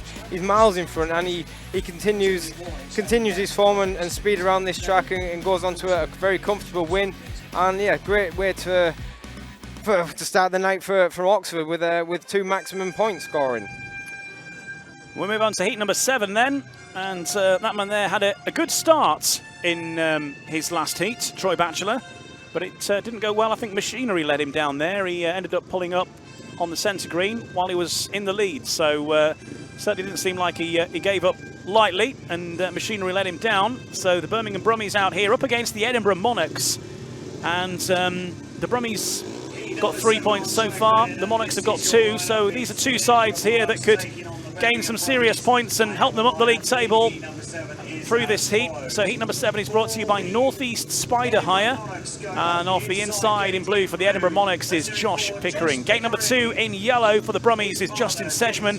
In red from gate 3, Luke Colleen, and off the outside in white is Troy Batchelor. It's the Edinburgh Monarchs versus the Birmingham Brummies. 2 sides that are going to be facing each other in the league, I think, in the coming days too. With some fixtures to catch up. Edinburgh, they've got pretty much need a triple header now, don't they, to catch up on? Was it Poole Pirates, wasn't it, where the meeting was off last week with the rain? It's getting to that interesting part of the season where the outstanding meetings that have been defeated by the weather need to be caught up. So some busy times ahead through the course of September for all of these riders in different fronts. Let's see how the track looks now for the Edinburgh Monarchs. Up against the Birmingham Brummies, the tapes rise, and away we go here. A good start for the rider in yellow there, Justin Sedgman, who blasts down the back straight now. Unfortunately, his teammate Troy Batchelor is pulling wheelies out the back. Not ideal. Very strange. The Edinburgh Monarchs, though, set to get the heat advantage as it stands. Yeah, but Justin Sedgman, he's off out in front, and he's flying away. He's got a very hard charging Josh Pickering behind him. Both trying to figure out track conditions, but they're making it difficult for themselves, especially like Troy Batchelor. He's going around at the back, just wheeling. Off camera, we can't see it. Very disappointing from Troy to be doing that with a rider of his calibre. But yeah, his teammates off out in front, about to collect the 4 points. I've never seen that in a competitive heat before, with a rider at the back just pulling wheelies. But that's where we are with Troy Batchelor for the Birmingham Brummies. If you're a Brummies fan and you've come all the way down for that, you might be a bit disappointed, and quite rightly. Justin Sedgman, though, is flying in the lead, and Josh Pickering and Luke Colleen are going to come to pick up the heat advantage in a very bizarre heat number 7. very bizarre. And as we can see the replay from that one again, Troy Batchelor had kind of given up on the race before he'd even got to the first turn. So yeah, disappointment from him there. He's that's a very strange and confusing one to be had, but nevertheless, Justin Sedgman, he rocketed out the start and made real still light work of it, and yeah, he's got his team the heat win. There's the result then of heat number 7 and a win for the rider in yellow, Justin Sedgman. Josh Pickering second, Luke Killeen third, and Troy Batchelor pulling wheelies at the back. So 7 points apiece after heat number 7. 7, 7, 7. And that's where we're up to at this moment. As we move on to heat number 8. And heat number 8 will be a clash between the Berwick Bandits and the Scunthorpe Scorpions, but let's see that again here. Yeah, here we see the start. The rider of White, he has a little look over there and already throws in the towel. The two Edinburgh riders almost have a massive collision going into that first turn, but they managed to escape any misfortunes and continue on with the race. Luke Killeen does well there to get his bike out of the second turn and continue on with the race. Justin Sedgman does exactly what you need to and just really attack the track. There is a slick line entering the corner, so you can get into the turns. It's just a case of you've got the bottle and the mental capacity to really attack it and race it. So yeah, when you do make the start, you do make it a lot easier for yourself. But yeah, that was very disappointing from his teammate there, to say the least. Yeah, and doesn't help Birmingham's fortunes, but it does help Edinburgh a little bit, who now are, obviously they've had the 2 rides, but they're certainly a bit closer to being in the mix, and obviously a couple of rides still to go, each team having 4 qualifying rides. Here we move on to heat number 8 then, with Grant Henderson tankers, and the lineup is as follows. Off the inside in blue for the Berwick Bandits is Jai Etheridge. In white from gate number 2, Ryan Douglas for the Scunthorpe Scorpions. Leon Flint in red from gate number 3. And off the outside in yellow for the Scunthorpe Scorpions is Simon Lambert. Heat number 8. Apologies for any production issues you may have encountered earlier. We had some problems with graphics and screen going blank earlier on. We had some major issues out with our production centre in the car park there, but we've sorted that out now, and hopefully things should be a little smoother as we go through the rest of the meeting. We can't vouch for riders pulling wheelies though. Here we go, heat number 8. As the tapes rise here, and the Scunthorpe Scorpions looking to get an early advantage over the Beric Bandits, and that's exactly what they do. Leon Flint, though, battling with Ryan Douglas here for second place. Leon Flint getting that back wheel in the dirt here and trying to do exactly what's been done to Dougie before and come around him. Not successful this time. Ryan Douglas holding second place, and his teammate Simon Lambert out front. So the Scorpions on a maximum here in heat number 8. Simon Lambert just showing how fortunes can change. Had a disappointing first ride, but he's changed something to his bike, or he's altered his headspace, and he's flying out far in front. Ryan Douglas is in that second place, and it's going to be a big 7-2 here for the Scunthorpe Scorpions. Yeah, Scunthorpe looking good in this stage of the meeting now. A maximum 7-2 is going to do them the wonder of good, with the Berwick Bandits here going to be on the wrong end of that, but a couple more outings still to come, but it's going to be a maximum for the Scunthorpe Scorpions in heat number 8. Very impressive that from Simon Lambert. He's on a bit of a career high at the minute. He's getting to ride places that he's always dreamed of, and he's riding in the form of his life. I feel he's riding really, really well, and it's races like that just cement what's going on with him. So that was very, very good riding there from Simon Lambert, and followed in by Ryan Douglas. Yeah, the Scunthorpe Scorpions very much back in the mix now. They were on the wrong end of a 7-2 in their first heat, and now a 7-2 of their own brings them back into it. A win for Simon Lambert, Dougie second, Leon Flint third, and Jai Etheridge fourth. And that moves Beric onto 8 points and Scunthorpe onto 9 after heat number 8. There's a good battle initial here from Leon Flint, giving it a good go around the outside on the opening lap. Here we can see the start again. Simon Lambert, that gate 4 is working really, really well, because you managed to get your wheels in line and into the dirt and entering the first and second corners, and it just powers you so much faster down the back straight than the guys on the inside, and that's where the guys have been staying. Once they've made the start, there's not a lot of passing to be done. Leon Flint here is trying to go around the outside of Dougie, but not able to make it stick. Yeah, the track is coming better. I feel that the ones that are willing to give it a go are getting more success out of it than the ones that are throwing in the towel like some riders have done already. So the ones that are giving it a go are being rewarded, and we can see it here just by Simon Lambert coming out and riding the track well, in good position on the bike. So fantastic for him to get the win there with Ryan Douglas for a 7-2. So let's look at the scorecard so far. Not every side has had the maximum rides yet, so Redcar and Plymouth have still got to have a go yet for the second time. But the early lead with the Oxford Cheetahs overall on 14 points, Glasgow on 13. The Scunthorpe Scorpions with that 7-2, that's fired them right into the reckoning as well with 9 points. The Beric Bandits currently on 8, and then behind them you've got the Birmingham Brummies and the Redcar Bears on 7, although Redcar have got to have their second ride yet. The Pool Pirates are on 5, and the Plymouth Gladiators on 2.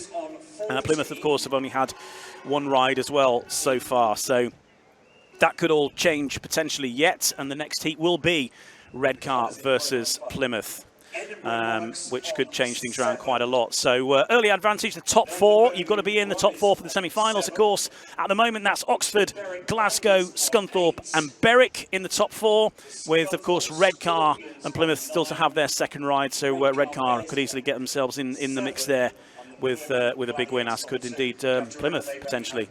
Early doors. Well, on the subject of Redcar, we're going to see them in action in the next heat, but right now we've got a bit of track grading going on. While that happens, let's hear from the Redcar team manager, Gavin Parr, with Greg Blair. Yeah, Redcar out in the next race, so who better to get in than Gavin Parr? Gavin Parr, at the moment you're on a maximum. You must be pretty pleased with the way the boys are going. Yeah, it started quite well after the first 2 run-ins of it.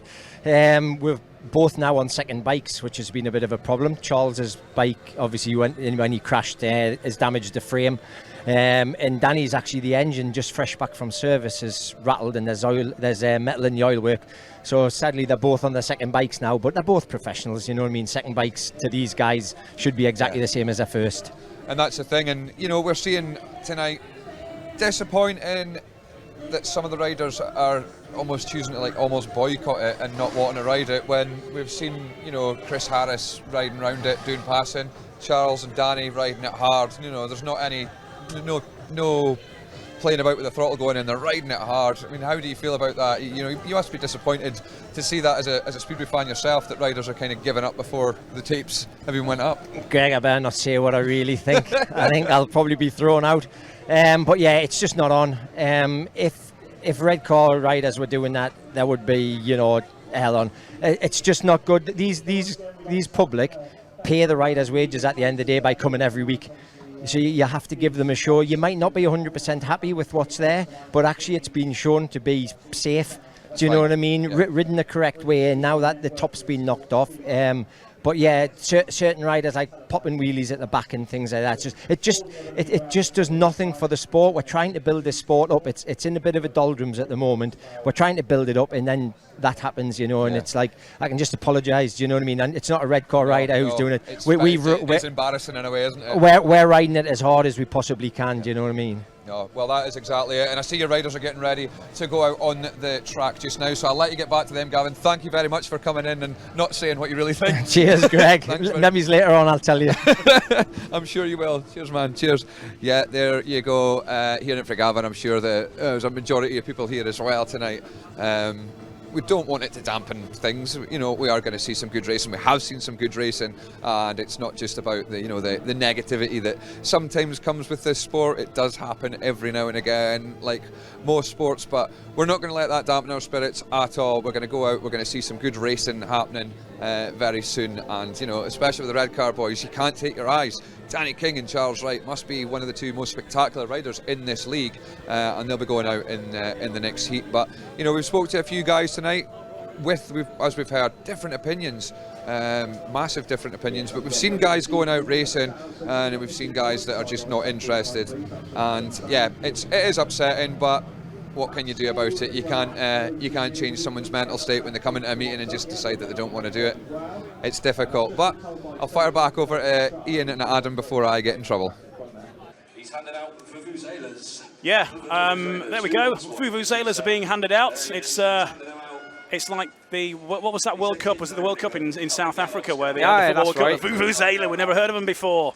and then they were all of a sudden very popular. I couldn't get one in Cumbria. No, you wouldn't do. They hadn't invented plastic up there by then. So we've got a bit of a rider conference there, some laughs. Chris Harris thinks he's broken the track record tonight. Charles Wright has got a broken finger, so they've got that in common. And Sam Masters was pretty quick in his last outing. So the track does seem to be coming better. There's a bit of track work still going on. The tracks are still going around and sort of tyre packing things down a little bit more at this moment in time. But we have seen some decent competition here and a few twists and turns to come. But some teams at this moment in time, though, are probably going to be finding that they have a bit of a job to do, particularly the Pool Pirates, maybe the surprise package of all that. Yeah, it's disappointing that Richard Lawson is carrying that knock and injury. Maybe it's changed his mentality going into the meeting, but nevertheless he's still turning up at the start line and giving it the go. So we'll have to see how the Pirates, they've got time to turn it around, of course they have. So yeah, there's going to be interesting next couple of heats for those guys. But yeah, like the ones that are out here and the ones that are attacking the track are definitely succeeding and coming away better than the ones that aren't. So yeah, fortune favours the brave. Here's a couple of things just to flag up for you for Cardiff. Things to mention. Johnny Barber says, can you give a plug to the Cardiff Collectors Fair at the Rugby Club, which is next door to the stadium? They've got Team GB merchandise, Emil Saifutinov and Jason Doyle merchandise, race jackets, old programmes, some of them from pre-war, model riders, legend stickers, much more. Free to get in, but if you want to get your, it's like a big track shop, all sorts of stuff in there, in the Rugby Club directly next door. Need to give a shout as well to Chris Morton. He's doing his Mort's Mighty Challenge. He's riding his bike from the National Speedway Stadium to the Principality Stadium in Cardiff for tomorrow. I can tell you that he's in Newport. Got to Newport in South Wales, so he's on the final leg now. If you can support Chris Morton, it would be hugely appreciated. He's got a Just Giving page. If you search Mort's Mighty Mission, and Just Giving, you'll find the thing straight away, or you can have a look on the British Speedway social media, on my own social media. If you search for Ian Brannan on Twitter or X or whatever, you will find a link to it there, because I did that earlier today. But well done to Chris Morton, raising money for the Speedway Riders Benevolent Fund. That's why he's doing it. I know there is a charity walk going on as well, from Ashford in Kent, another thing that you can support for the Speedway Riders Benevolent Fund. Right now though, let's go and hear from Ryan Douglas of the Scunthorpe Scorpions, who's with Greg Blair. Yes, he is, Ryan Douglas. Doing not too bad, Scunthorpe so far. Track seems to have gotten a little bit better and it's looking like it's a bit more raceable now. Yeah, I think everyone's been a bit nervous to start with, but as it's turned over, yeah, it's getting better each time out now. So I reckon this round you'll see some better racing and a few more lines. And is that something that, you know, I haven't play about with setups, you know, because it has been, you kind of have to get into the zone of I need my bike to work better for me. So yeah. Is it a bit more difficult? Yeah, exactly. And I'm only a second time here, so I didn't really have much in the book to go from. So kind of going along as we go and making a few changes and hopefully get a bit better ride the next one. And maybe that could be like a better thing, that you don't really know what's going on with it, because give it your best, Aussie riders. It's not how we like it. It's going to happen. It doesn't happen, and coming in on kind of on a fresh, not knowing what to do, working better for you. Yeah, that's it. You got you don't have your normal setup with the boys ride every week. Probably expect a certain thing. So yeah, for me, I'm just going out there trying to figure it out as I go and making okay starts. Just hopefully, if I can get some fresh air, it'll be a bit easier. Oh well, perfect. Well, we're about to start this race. I'll let you get back and watch this one. There we go, Ryan Douglas, quite happy with things, so there's a bonus for you, innit? We'll fire back over for this race with Ian and Adam. Yeah, cheers, Greg. It's been pointed out on our social media page, a bit of a difference in how the British riders are attacking the track versus the Australian ones tonight. Thanks for your messages on Facebook, keep them coming in. We'll run through some more in just a bit. Right now we're about to get back underway with the championship pairs. And here are the reigning champions out for their second ride tonight. They've won by a maximum score of 7-2 in their first one. And it's the Redcar Bears up against the Plymouth Gladiators. Here's the lineup then. Charles Wright off gate number 1 in red. Off gate number 2 in white is Kyle Howarth for the Plymouth Gladiators. Danny King on his second machine, as is Charles Wright, by the way, as we heard from Gavin Parr, in blue from gate 3. And off the outside in yellow is Max Perry. And this is heat number 9 with red campers. Redcar versus Plymouth. And away we go here once again. A good start from Danny King, coming out from the outer gate there and cutting across as he did earlier on. Charles Wright is with him, and once again the Redcar Bears are on a maximum here over the Plymouth Gladiators, with Kyle Howarth taking up the chase in third. Danny King certainly got his gating gloves on tonight. That was an excellent start there, coming out of his starting position, and he's riding a great line-up out in front and followed closely by Charles Wright. This is going to be a big 7 points for the Bears.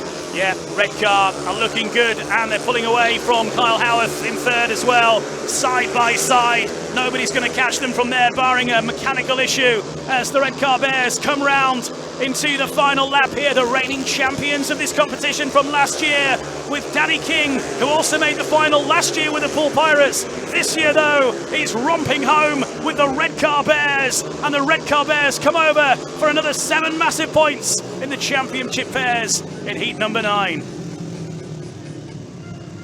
Well, they made light work of that, didn't they? They certainly did, yeah, all from the start. Great heat advantage there from that duo. Danny King, Charles Wright, 2 former British champions, just showing what it takes to win races around this racetrack. Even though it's a little bit difficult, they're still putting their hands wrapped around that throttle and cruising to easy victory so far. Danny King with the win, Charles Wright second, Kyle Howarth third, and Max Perry fourth. Plymouth on 4 points now, but Redcar go joint top of the table with 14 points. Nobody goes straight through to the final. There's 2 semi-finals. We think it's first versus fourth and second versus third. But there it is, that start again from Danny King with Charles Wright as well. And from there, they just pulled away. Yeah, we've not seen a rider make it out of gate 3 as well as that so far in this meeting. And Charles Wright just got into a little bit of awkwardness going into that third turn there, but managed to correct his motorcycle and just keep right behind Danny King for that maximum score from those two. Both riding the track really well, and it is still a little bit tricky, but yeah, the track is starting to turn over, and the track work being underdone by Jamie Courtney is certainly helping conditions. So yeah, when we get 2 power packed teams that are actually willing to give it a go, it's going to be a great race. Well, speaking of power pack teams willing to give it a go, our next heat is the Glasgow Tigers versus the Oxford Cheetahs. And these are 2 sides who are very much in the running. Oxford currently top of the pile, Glasgow in the mix as well, with the Redcar Bears making up the top 3. So here is the lineup, and they are giving Chris Harris the honour of being the track record holder here now from tonight, from heat number 1, the track that nobody could ride, remember. Chris Harris went out and broke the track record on it. So he's off gate number 1 in red. Gate number 2 in white is Sam Masters. Gate 3 in blue is Benjamin Basso. And off the outside in yellow is Louis Kerr. Heat number 10 with Cab Direct. And Bomber then the track record holder tonight.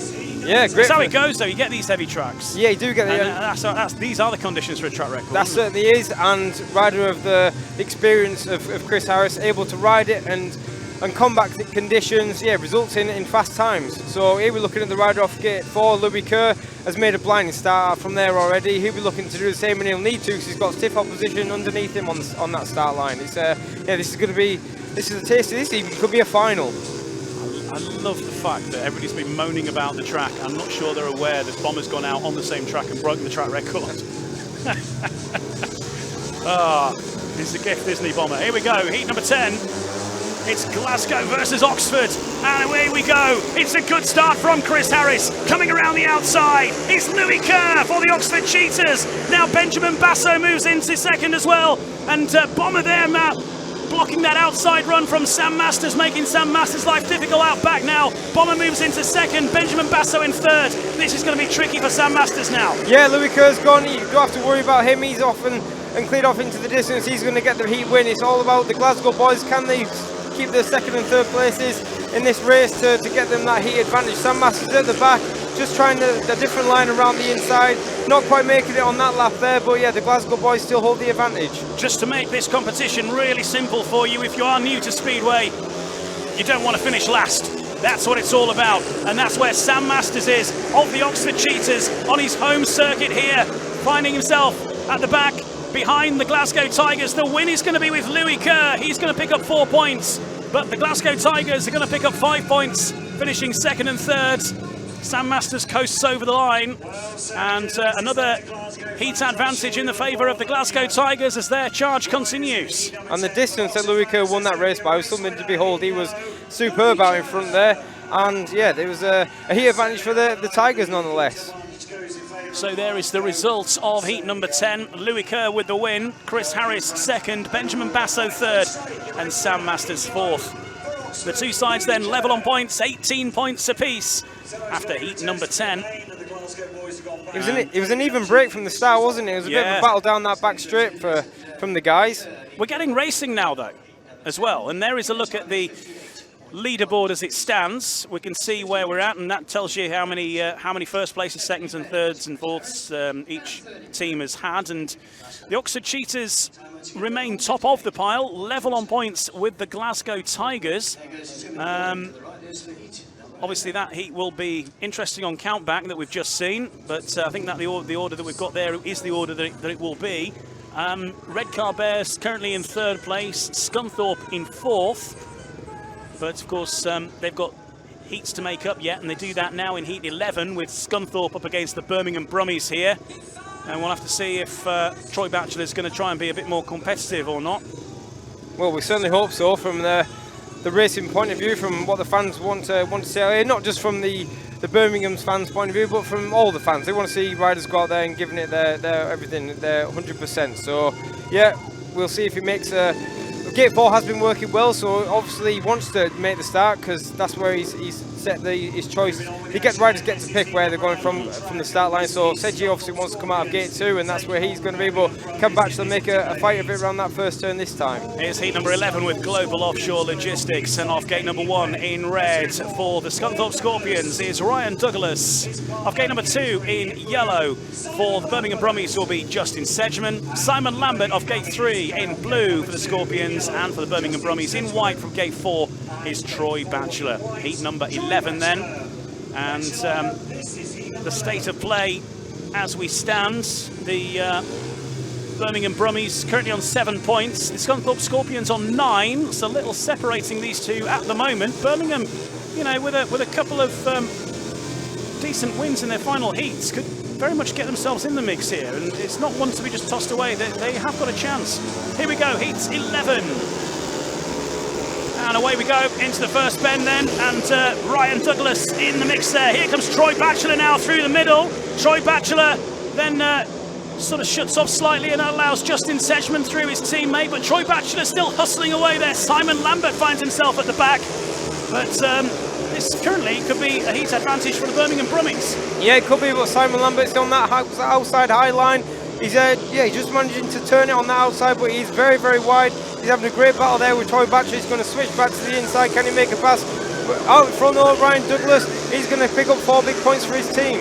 Yeah, Ryan Douglas is out there in front. His teammate, though, is at the back, which is currently the issue over Simon Lambert. He's having a good battle here with Troy Batchelor for third place. Troy Batchelor making a much better effort at things in this heat now, holding third place from Simon Lambert, who's going to have one last go here on this final turn. Cutting up the inside. Is he going to make it? Not quite. Troy Batchelor holds on to give the Birmingham Brummies a heat advantage there in heat 11. Simon Lambert bitterly disappointed with his points in that heat. Well, lack of points. He'd give it his all there for 4 laps, but couldn't find a way past Troy Batchelor to put anything on his more points. Sorry, for his team. But yeah, there we can see the results, and a great win for Ryan Douglas. Yeah, Dougie with the win. Justin Sedgman second, Troy Batchelor third, and Simon Lambert battling all the way, but couldn't quite get there. So after heat 11, that moves the Scunthorpe Scorpions onto 13 points and the Birmingham Brummies on to 12. And Birmingham, you know, they're just 1 point outside of the top 4 at the moment, so they're still hanging in there and thereabouts.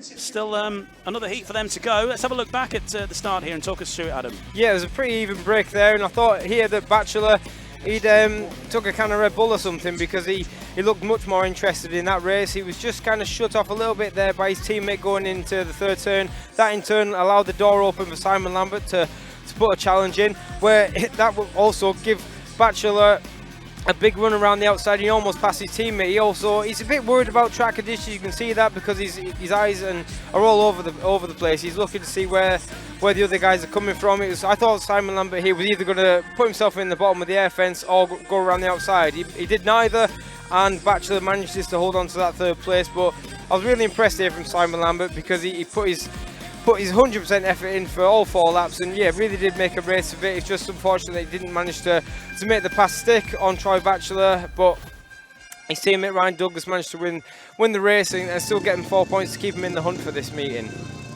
You sort of fancy this as a bit of a last chance saloon for B-sides to get in the mix here. A 7-2 for either side would propel them right into the mix once again. And here is your lineup for heat number 12. And it's a South Coast derby really between Plymouth and Poole. Kyle Howarth off gate number 1 in red for the Plymouth Gladiators. Richard Lawson in white from gate number 2 for the Poole Pirates. Max Perry in blue from gate number 3 for the Gladiators. And off the outside in yellow for the Poole Pirates is Ben Cook. Yeah, if the Pirates want to stand any chance here, they've got to be looking at getting them 7 points here. And I feel like this is a race where they could potentially be getting it from. Heat number 12 with No Brakes, No Fear, the official British Speedway podcast. New episode out now, speaking with Jason Edwards is the main guest. Interesting interview though with Robert Lambert, talking about next year and how he can't ride here because he's got a long contract in Sweden, but he wants to have a conversation about that. Check that out. Here we go, heat 12. Away we go then, and first into the turn, I have to say, well, Carl Howarth there, but blasting round the outside comes Ben Cook for the Poole Pirates. His teammate Richard Lawson comes through into second as well. More like it now from the Pirates here on a maximum 7-2, which, if that continues to be the case, that's really going to throw them back into the mix again. Big result this on the cards coming from the Poole Pirates. They went either side of Carl Howarth exiting that second turn, and that's where they stayed at the minute. Ben Cook looks a very fast, accomplished rider out in front. He's using all parts of the track. Richard Lawson, he's also took a big deep breath, riding with that little knock he had at Redcar, but he's holding on to the heat advantage here for the Pirates, and it's going to be 7 points at this stage. Into the final lap of heat number 12 then, the Poole Pirates looking good to get back into the mix here with a big 7-2. Ben Cook and Richard Lawson getting it together. Are the Poole Pirates coming good at the right time? A 7-2 is in the bag to propel them back up the charts. And certainly though, conversely, not a good result for the Plymouth Gladiators, who have got a bit of a patched up situation. Max Perry, new to this level of Speedway really, and certainly up against a tougher level of opposition than he's used to, but the Poole Pirates taking full advantage. There is the result then. Ben Cook and Richard Lawson combining for the win in Heat 12. Kyle Howarth third, Max Perry fourth, and that moves the Poole Pirates onto 12. Plymouth now on 6 points. Great experience though here for Max Perry. I know he's up against the best riders in the league from respective teams, so it's good experience for him. Carl Howarth, what a reaction he made there out of gate 1, and it looks like he's going to be home and host here for going into that first turn, but he gets past either side by the Poole Pirates, and that's how the race finishes. Ben Cook, he didn't look too confident with track condition earlier when he was in the booth with Greg, but yeah, it's a different mentality. When you're out in front, you know that you've just got the race, you've got to get to that checker flag as quick as possible, and the Pirates definitely needed that 7 points there, and yeah, that does change their evening around to progress hopefully further in the latter parts of this meeting. But no, it was a fantastic ride here from the Pirates. Ben Cook's on one wheel there going down that home straight, and yeah, he seals the deal by winning the race. So the Poole Pirates are just a point outside of the semi-finals. Their next heat, their last qualifying heat, is against Scunthorpe. So that'll be on the way in heat number 15, so not long to wait for that. Right now it's heat 13 with Chateau Labriance. And again, this is another battle of two sides that if they're going to get into the mix and have a chance at the semi-finals, they need a decent result here and now. And here is the lineup. Gate number 1 in red for the Beric Bandits is Leon Flynn. Gate number 2 in white for the Edinburgh Monarchs is Luke Colleen. Jai Etheridge in blue from gate number 3. And off the outside for the Monarchs in yellow is Josh Pickering. Heat number 13 then. And as it stands at this moment in time, the Edinburgh Monarchs on 7 points, Beric on 8. 13 is the number you need to get yourself into the semis at this stage. Of course, the teams have all got another ride to come. But really, it's now or never to get those big points on the board for both of these two sides. Beric versus Edinburgh, and away they go. It's a good start from Leon Flint, but coming around the outside, as so often he does, is Josh Pickering. He's got a lot of speed here. Josh Pickering gets round Leon Flint. Leon Flint holding second place. Jai Etheridge in third. So whilst Josh Pickering's blasting away out front, this will be a heat advantage to Beric. It would be a heat advantage to Beric, and that looks how it's going to stay at this moment. Josh Pickering battled really hard in that opening lap to get the better of Leon Flynn around the outside, and he's checking out into the distance, and he's going to win the race. But more importantly, the Bandits have settled themselves in second and third positions, and they're going to get the advantage from this one.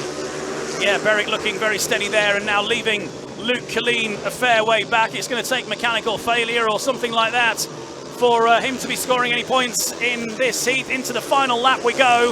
The lead with Josh Pickering of the Edinburgh Monarchs. The Berwick Bandits, though, through Leon Flint and Jai Etheridge in second and third, are going to claim the slender heat advantage, admittedly, but that's what they do. And a 5-4 in favour of the Berwick Bandits. And not sure if that would be quite as many points as they would be hoping for, but certainly Josh Pickering getting the victory there and looking comfortable out front. But this is a team game, and his teammate was a long way at the back. There is the results of Heat 13 then. Josh Pickering with the win. Leon Flint second, Jai Etheridge third, and Luke Killeen fourth. And that moves Beric on to 13 points, Edinburgh on to 11. Let's have a look back at the situation as we stand then, and the picture is as follows, with the Oxford Cheetahs and the Glasgow Tigers both level on 18 points there at the moment, so no separating them at this moment in time. Third place are the Redcar Bears, but Redcar have their next, well, they've still got 2 heats to go actually, Redcar. They're unbeaten, aren't they? Maximum so far. Redcar, 7-2s in both of their heats. They've got 2 heats, they're out in the next one. They'll be up against the Glasgow Tigers though, so that's going to be fairly tasty. And then Scunthorpe Scorpions are in 4th position as it stands. Scunthorpe will be up against Poole Pirates in their remaining rides. And then it's Berwick, Birmingham, Berwick, Edinburgh and Plymouth sort of battling it out for the other positions at this moment in time. So that's where we are at this moment. Let's head over to the BSM booth and we can hear from Scunthorpe's Simon Lambert with Greg Blair. Yeah, I'm here with Simon Lambert, and he has just said to me off air just now, it's all to play for, and you know, the track's now coming to an actually really good looking racetrack. Are you enjoying it out there? Yeah, it's alright, you know. I like it better when it's a bit sloppy and that, but it's hard work if you're not on that inside and you're having to run it wide. I don't mind racing it in, but I tried a couple of times there and thought we were going for a few cuddles with a fence, but we managed to get there, you know. It's just, you know, it's all to play for, yeah, but it's just a bit annoying, you know. You got Bachelor one race doing wheelies like an absolute clown, and then he puts a bit of effort in there and it can affect it for the others, you know, but he's has-beens and all that. It is what it is, isn't it? You know, so whatever. Some of us are here to win and want to do well, so that's it. I mean, we're looking at the table just now. You know, like you said, it's all a play for. I mean, you're in that top 4 at the moment, but anybody could come out and get a good race and take over, or you could jump and get up to the top of the table. I mean, at the minute we can see there that Oxford and Glasgow are kind of dominating this, but anything can change, and people are starting to get better on the track, and you know, things are working out. Setups are going to change. Have you been having a bit of a nightmare with setups with changing stuff?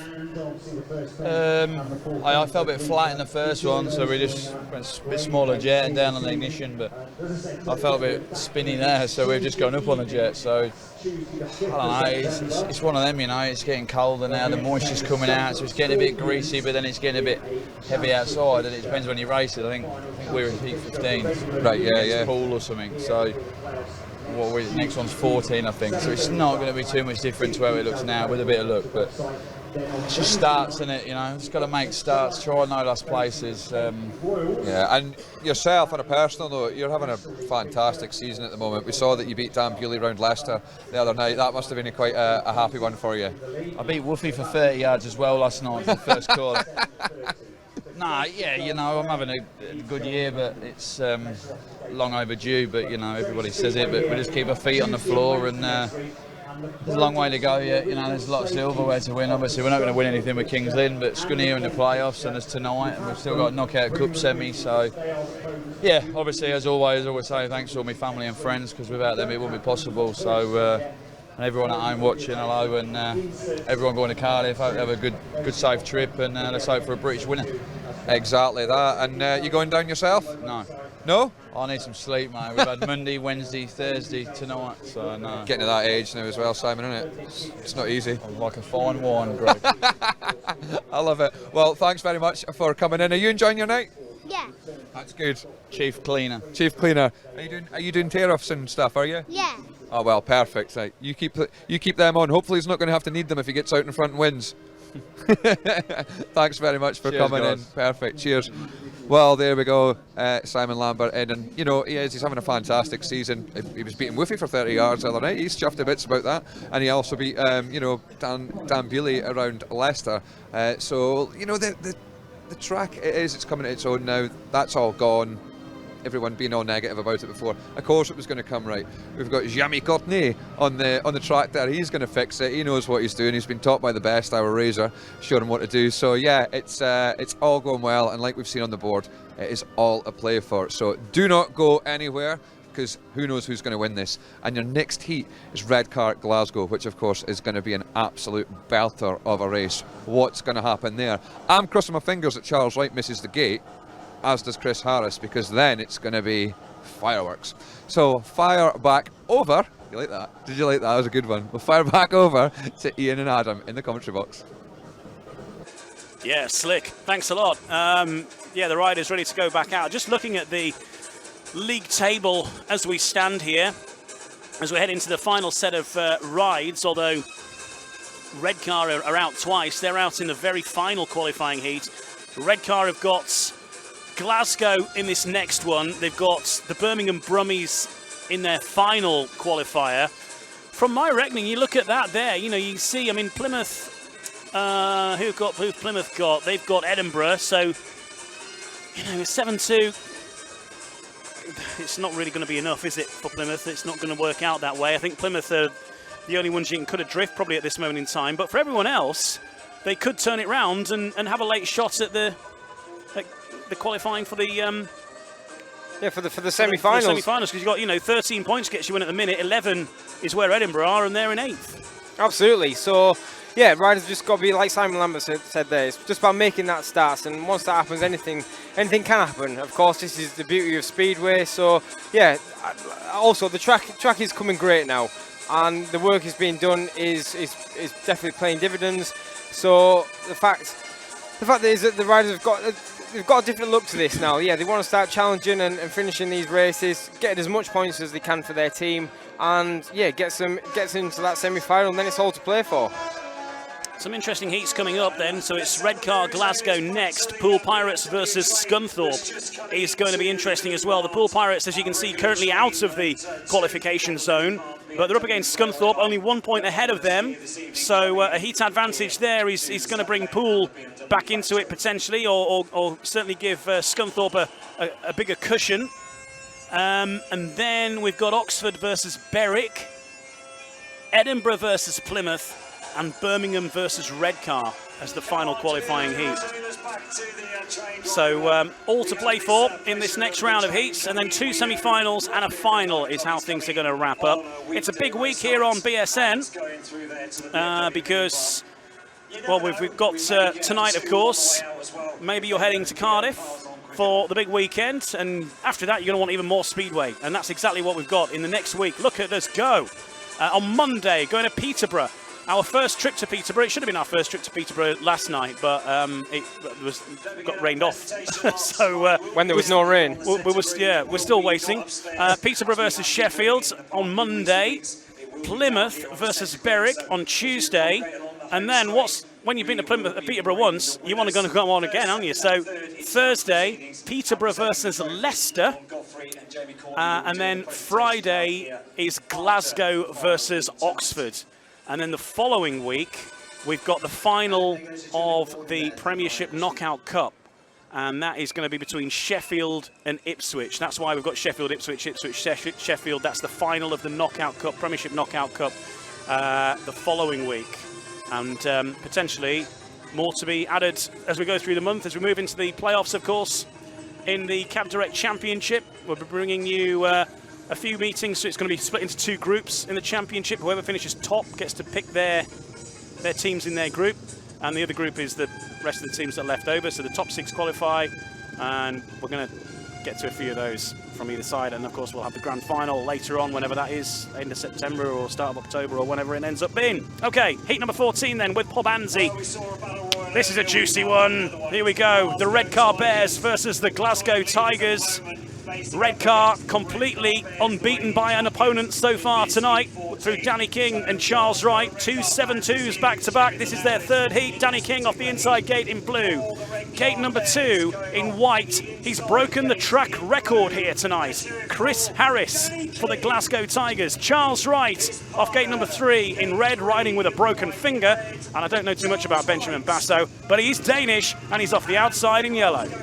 And he's a racer. He's a Danish racer. And he's coming from that outside gate, which has been fairly successful tonight. So yeah, like we say, he's got some stiff competition on the inside 3 gates there. But Ben Basso is a wily old character, and if anyone can do it in this race from gate 4, then why not be him? We've said this about a few heats, but this could be the final. It certainly could. May well be. We may see them again yet.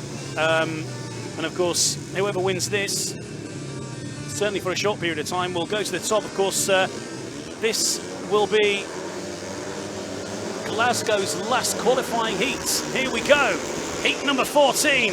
And once again, a good start from Danny King on the inside this time. In hot pursuit, though, are the Glasgow Tigers. And here comes Benjamin Basso blasting around. Well, actually, here comes Bomber as well. Up the outside comes Charles Wright from the back into 2nd place. Danny King slipping to the back. Then we've got Chris Harris steaming into the mix, coming through the pack. Bomber gets himself into 2nd. Charles Wright firing back now. It's all happening, Adam. We've got 4 races out here, and we've been delighted to an absolute blinder of a race here. Charles Wright and Chris Harris are swapping places. Danny King now comes into 3rd, battling into that 3rd turn with Chris Harris. It's a Glasgow heat advantage at the moment, but Danny King trying to move Bomber over. Can he make the pass? The lead with Benjamin Basso. Danny King up the inside of Chris Harris here for the Redcar Bears to move Redcar onto a heat advantage. Briefly gets his nose in front. Back comes Chris Harris. Meanwhile, out front, Charles Wright. Whoa! Charles Wright claims the win right on the line for the Redcar Bears. What a dramatic end to heat number 14 there. Through Charles Wright over Benjamin Basso. I'm not sure what happened at the back. We'll find out in a second. I just know that Charles Wright won it. What a great race that was. There was passes galore in that race from all the boys. Charles Wright was at the back there for a short period of time, but found himself winning the heat, and there we see the result, Ian. Blimey, all that, eh? For a 5-4 in favour of Glasgow. Charles Wright claimed it on the line though, but Benjamin Basso 2nd, Chris Harris 3rd, Danny King in the end having to settle for 4th, and that moves Redcar on to 18 points. Glasgow end their qualifying heats on 23 points.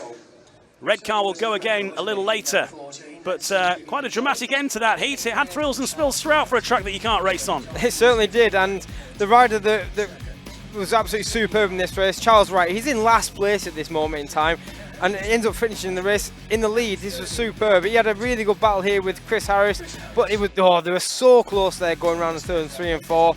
But Charles, he just kept it wound on. He got himself into 2nd place. That relegates Danny King to the back, but he elects just to go around the inside, shorten the distance in the track, and try and pass the riders around the inside. He does very briefly, but then Chris Harris goes from last to 2nd, then all in the space of a straight. So he gets himself back past Charles Wright. When Charles Wright then switches lines, goes to the outside, blasts himself straight around the outside of Chris Harris. And then Chris Harris thinks, I'm going to go and do that again. So he starts putting himself wide in that. So yeah, he didn't make it actually stick in that corner. Danny King starts putting them under pressure, and then Charles Wright thinks, I've got a load of speed here, I'm just going to keep it wound on and try and get the win out of this race. With that, Danny King's also still battling with Chris Harris. The riders, they know how vital all these points are going to be towards the end of the meeting for the qualifications for the semi-final. Here we see, keep the eye on the rider here in second. Charles Wright goes in wide.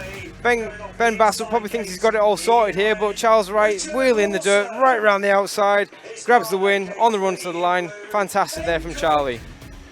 Superb rides in heat number 14, the heat of the night so far, but a few twists and turns as we well know to come. Heat number 15 then is crucial for these two sides. It's brought to you by MPNG Light Haulage. Gate number 1 in red for the Poole Pirates is Richard Lawson. Simon Lambert in yellow from gate number 2 for the Scunthorpe Scorpions. Of 3 in blue for the Pirates is Ben Cook. And off the outside in white, it's Ryan Douglas. Poole versus Scunthorpe. And the Pirates currently outside the qualification places just by the 1 point. Scunthorpe on 13 are in, Poole on 12 are out.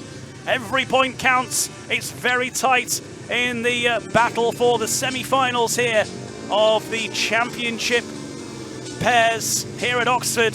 And this heat, certainly as far as the Poole Pirates fans are concerned, is absolutely crucial. Here we go. And away they go into the first bend. It's a good start from Richard Lawson. Coming around the outside though is Ryan Douglas. Ryan Douglas for the Scunthorpe Scorpions. Getting around Richard Lawson. Up the inside of Ben Cook comes Simon Lambert. Simon Lambert and Ben Cook tussling there at the back. Ben Cook gets himself into third. It's the Pirates on a heat advantage here. But yeah, Simon Lambert still going out back. Yeah, Simon Lambert, he's still giving it that go around the outside. He's using that dirt entering the corners. Can he send it around the outside of Ben Cook? He might have the run on him here. Going into turn 1. Just about Simon Lambert for the Scunthorpe Scorpions comes round the outside. Has he got the drive to take on Ben Cook? Ben Cook drops to the back for the Poole Pirates. And all of a sudden, that changes things round for the Scunthorpe Scorpions. Ryan Douglas keeping his eye over his shoulder there. And Richard Lawson, Dougie in the lead for the Scorpions. Meanwhile, at the back, Simon Lambert briefly dropping to the back. He's regained that third place over Ben Cook. Down to the line. This is going to be close for the minor placings. Whoa! Ben Cook got it on the line, I think. Hey, Ben Cook just got it there for the Pirates on the line. What a race that was also. Simon Lambert giving his absolute 100% in that race. Finishes in last place though, but Ryan Douglas, his Scunthorpe teammate, he rode a great race in himself to grab the win. That was a real battle for all 4 riders there. Front and the back racing. Yeah, this is what the pairs is all about. Ryan Douglas. Blimey, it's all been happening here, and that puts the Pirates and the Scorpions level on points. Ryan Douglas with the win, Richard Lawson second, Ben Cook third, and Simon Lambert fourth. And that currently, according to my master computer, puts Scunthorpe in and Poole out. That's interesting. Well, we'll wait and see on that. Obviously, there may be some kind of Dumbledore figure elsewhere in the building who can check these figures for us, but we'll get that verified.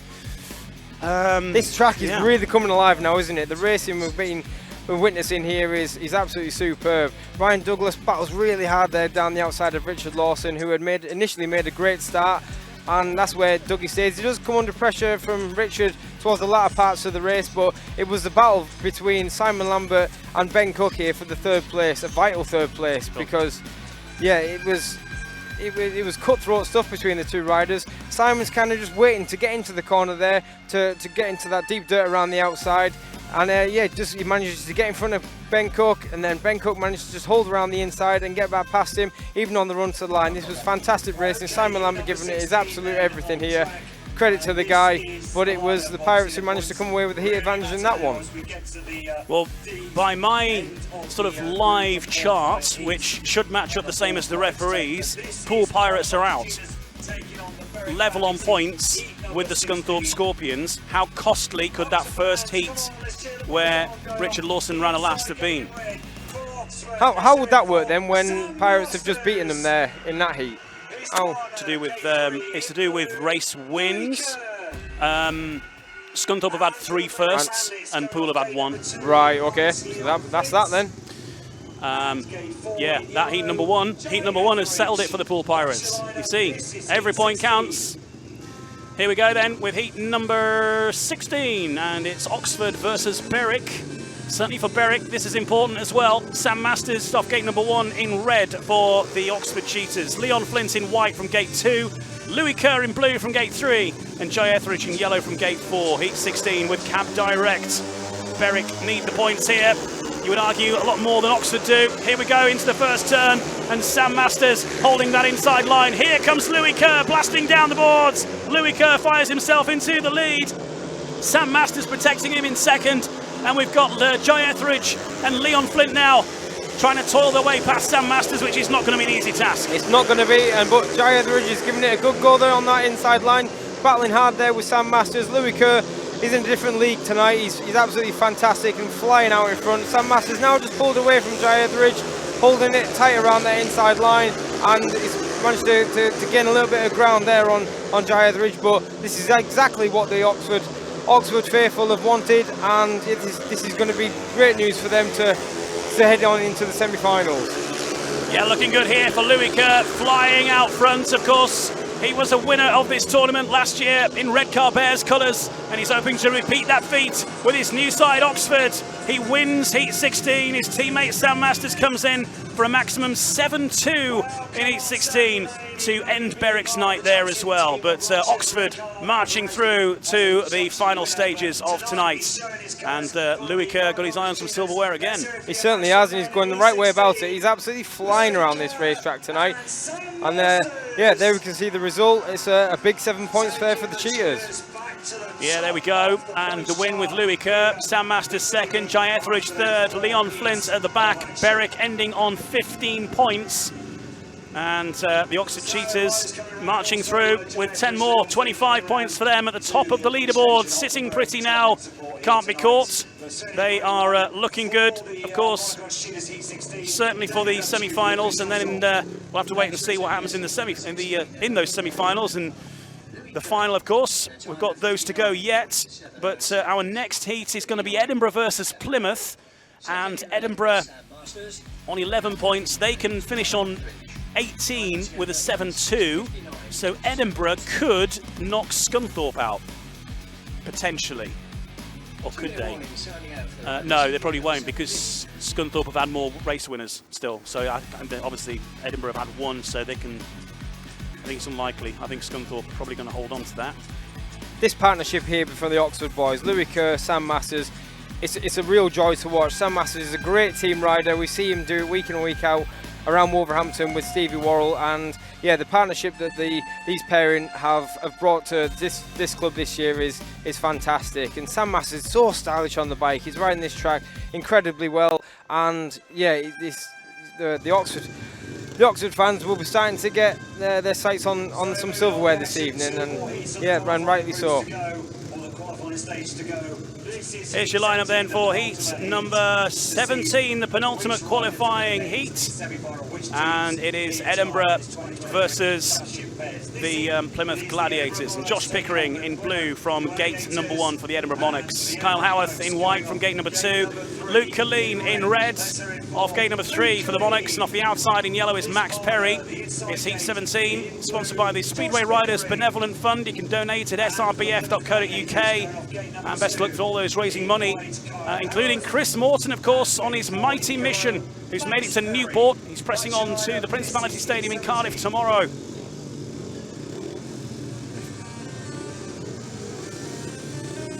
Yeah, it's going to be a good battle here between the two guys on the outside, the two youngsters. They've been wanting to impress in front of the cameras and the big large crowd here this evening. Josh Pickering just waiting there. Sam Marshall getting a bit impatient for him to come to the line, but yeah, they're under starters orders. Edinburgh versus Plymouth. This is Edinburgh's last shot at the shy here, but it might be too little too late. Here we go. Max Perry. Max Perry, where's he come from? Whoa, Max Perry coming to the party, people. Stand back, here he comes. Kyle Howarth also in the mix as well here, and the Plymouth Gladiators have found themselves on a maximum, with Max Perry, 16 years old, flying out front here, leading Josh Pickering and Luke Killeen.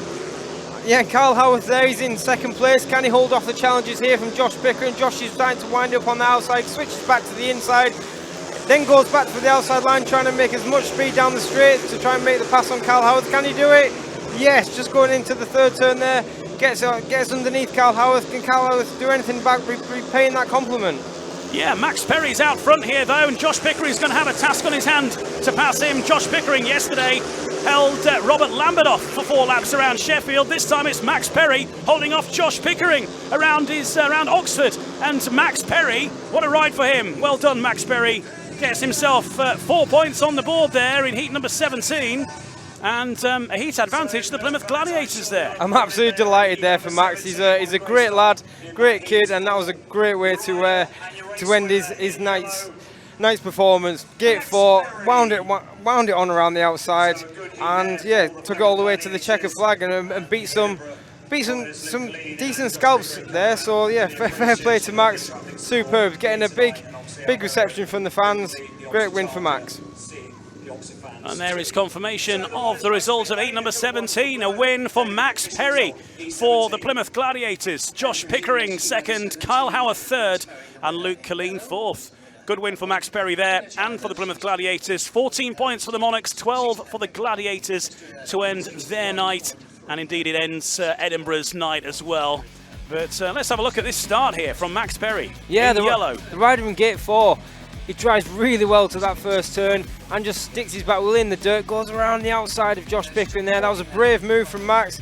One thing he had to do was carrying that much speed in his bike. That was the only option to do. And yeah, just rode the right lines for the rest of the race and went on to that victory. Little battle here going on between Kyle Howarth and Josh Pickering. Josh, he was working the track. He was going inside, outside, outside, inside.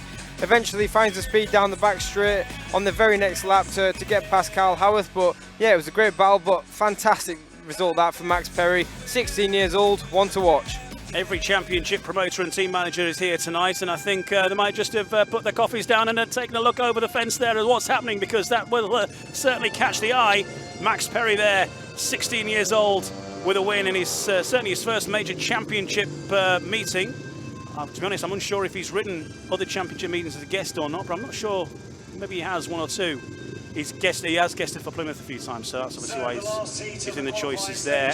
But certainly in the early part of his career, but certainly a highly rated young talent in British Speedway, Max Perry. Great to see him getting on the scoreboard there with a big win. Right, final qualifying heat then, and it's Birmingham versus Redcar.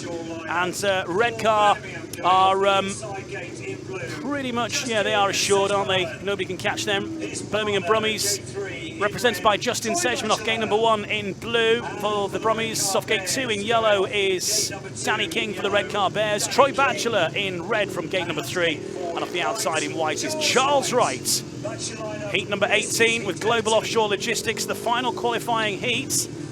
The Birmingham Brummies on 12 points. So they can finish, the Brummies could finish on 19 points. So the Brummies, if they got a maximum of a Redcar here, they could knock Scunthorpe out. I think that's going to be a little bit difficult in this one, but it's not going to be easy, but it is possible. Incidentally, Bartosz Schmarschlik can win the world title tomorrow at Cardiff, but he's got to win it, and Freddie Linger's got to score less than 2. There you go. Here we go then with heat number 18, and it's a good start though from Danny King, and coming around the outside is Charles Wright, and certainly that is going to be a difficult one for the Brummies to deal with Redcar out for a maximum once again. They've only dropped points in their previous heat, and now once again looking very solid through Charles Wright and Danny King here. They are. They're making brilliant starts at the Redcar boys, and they're riding this racetrack superbly well. Charles Wright is electing to go for the big high line, where Danny King's putting it around the curb, going the shorter distance, but also getting that fresh material around that inside of the track. This is a big 7 points here on the cards for the Redcar boys. Quite a statement performance really from Redcar, who've only dropped points to the Glasgow Tigers. The Oxford Cheetahs, currently the strongest team here tonight, other than the Redcar Bears. As we head in towards the semi-finals, it's going to be very interesting to see how things pan out, but taking another maximum 7 points, the Redcar Bears over the Birmingham Brummies. And they made light work of that. With a wheelie and Troy Batchelor coming in 4th. Again. What a shock. So there we go. Charles Wright then with the victory. Danny King second, and you can see the Redcar faithful there in the pits enjoying that. So Redcar end on 25 points through Charles Wright and Danny King. Justin Sedgman third, Troy Batchelor fourth. Birmingham ending on 14 points.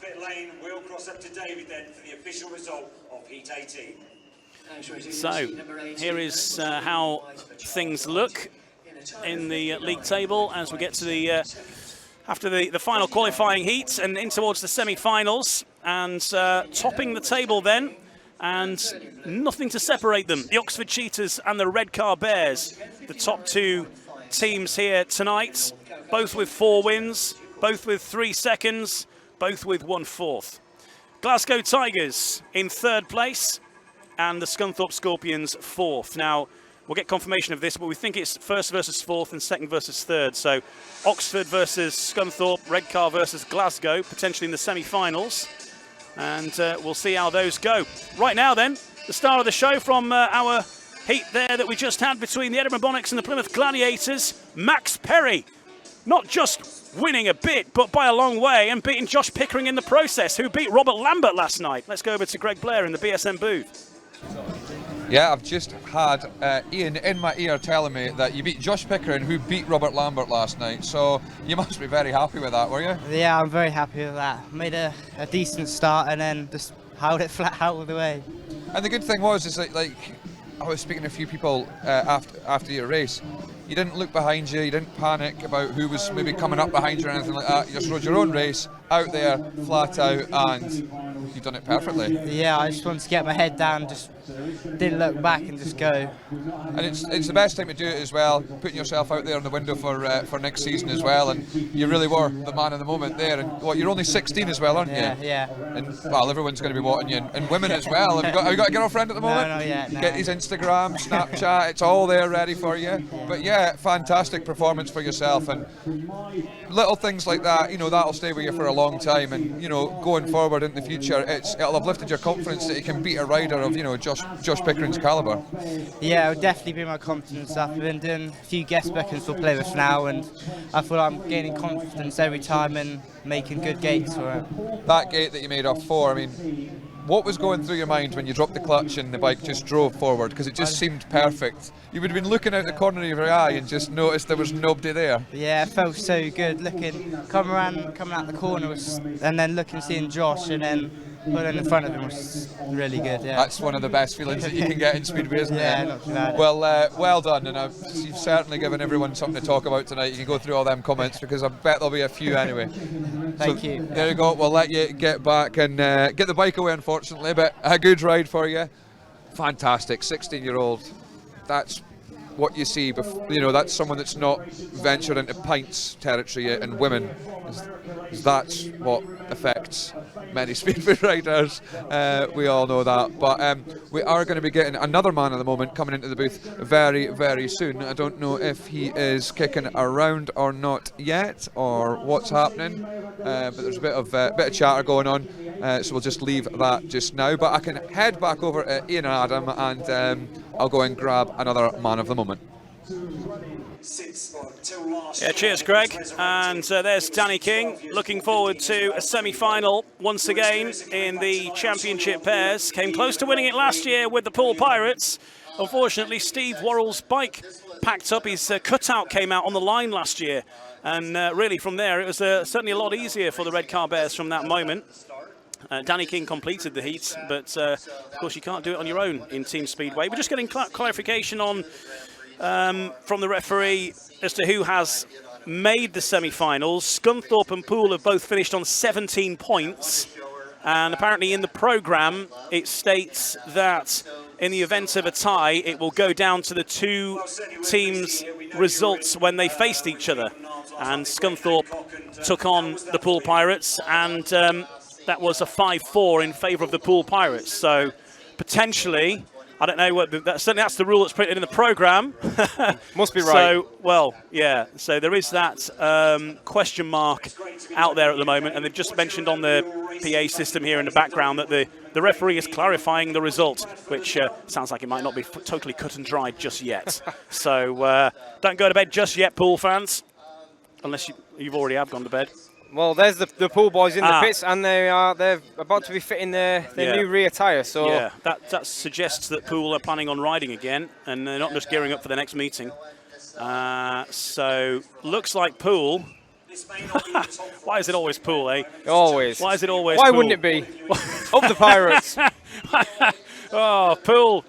Well, there we go. Pool Pirates have done it by somehow.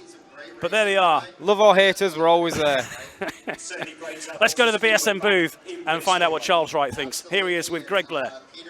Yeah, joined here with Charles Wright. Charles, you've just come off the back of winning the Championship Riders League Championship. You won here last year, the pairs. You're going, you don't know when you're beat. Everything going your way tonight? Obviously not in the first race, and I had to go on my second bike because they've wrote off my first bike, so it probably did me a favour jumping on my spare because I think it's a bit better. So that's always the way. Sometimes, you know, because if you had maybe not been going that well, you would have made lots of different changes to the first bike, but because you're not able to use it, you jumped on that one, and it's going perfect. And you and Danny seem to be doing like brilliant out there. You're looking out for each other. You're both kind of the same style of riding out on the fence, but that race that we had with Glasgow, I mean, what was going through your mind through that one? I knew we needed some sort of heat advantage or a win, because obviously we knew they were on similar points to us, so you know, it's just obviously getting the picks in the semi that counts, and well, it's gate position really, and that's vital at this stage of the meeting, what gates we want. And what, I mean, the situation with the gates at the moment, is there something that's not been working for you personally tonight? To be honest, I've not made it off the better starts, and I made it off the worst starts, so work that one out. I just it's the dirt line's working now, so it's vital who gets to that dirt line first, so I'll prefer an outside gate in the semis, to be fair. And just keep railing it round there and doing your thing? I feel safe out there, so.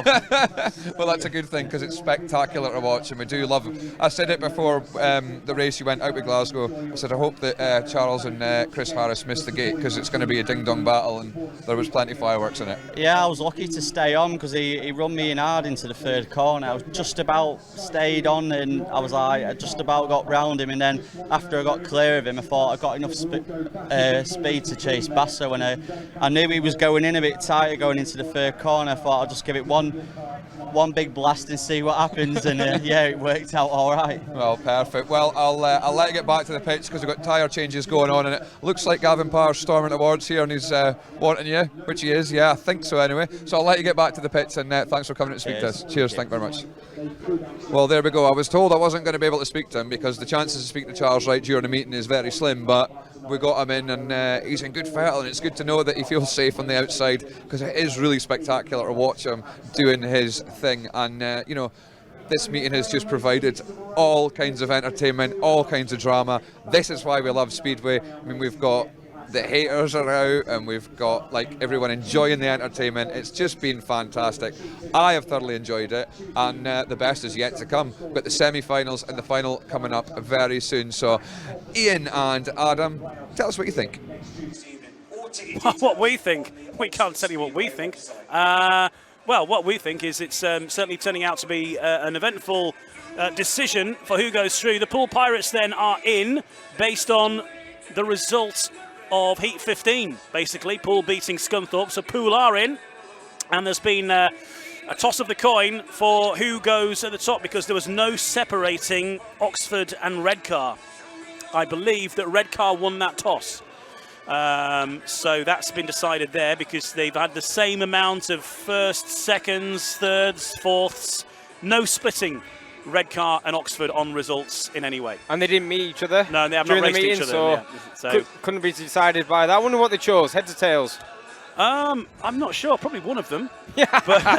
But certainly Redcar have won the toss, I hear. So that then, there we see the referee in the pits there sorting stuff out. So they're working out who's going to face who in the semi-finals now. but it will be Oxford, Redcar, Glasgow and Poole.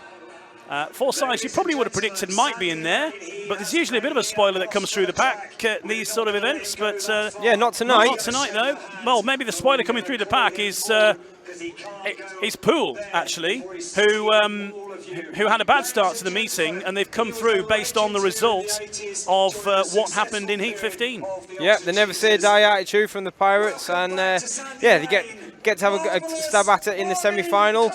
New tyres being fitted to the rears of the machines of the bikes, so that's an interesting one for how the boys are going to be setting up their bikes any differently, if anything, because they've got a fresh now, nice grippy back tyre to go out on this track that's actually become really good for the racing. It's the track work that's been undertaken has allowed the different lines. We see Charles right there, he's managing to get himself right out into the dirt where we've heard he said he feels safest out there.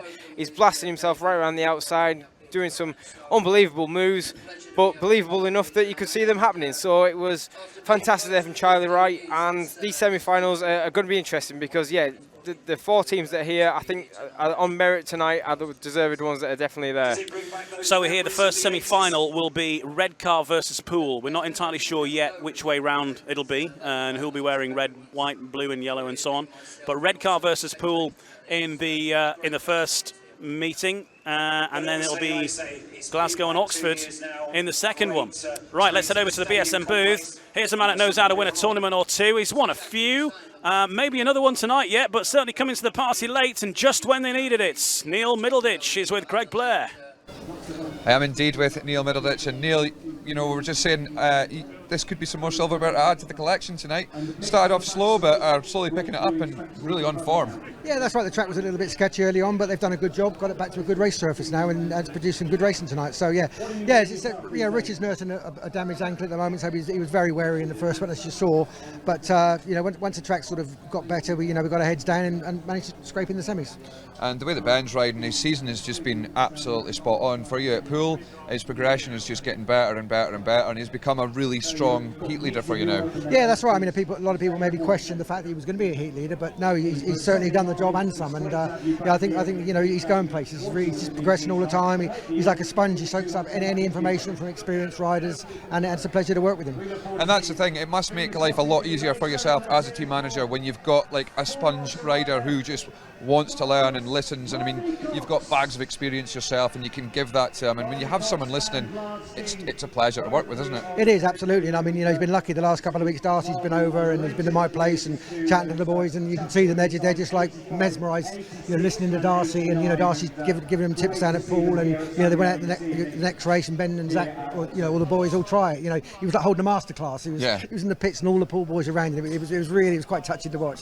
And it must be great for yourself to have Darcy back over for the few weeks that he's been here. It'll be great because you guys have got a great connection. Yeah, that's right. Yeah, it's been great. He's been over to our place a couple of times, and I know he's going back next Tuesday. He was here. It was his brother-in-law's wedding yesterday, but yeah, he's going home on Tuesday. So we're going over to Lizzie's and his mum and dad's for Barbie on Sunday. Oh well, that's perfect. Can't beat a little Barbie. It's weather been fair to you as well, which is always great. But thanks for joining us in the booth, right. Neil. Always great to chat to you. Okay, thank you. And we'll let you get back to the Pirates team. So yeah, there we have it. It's all going on.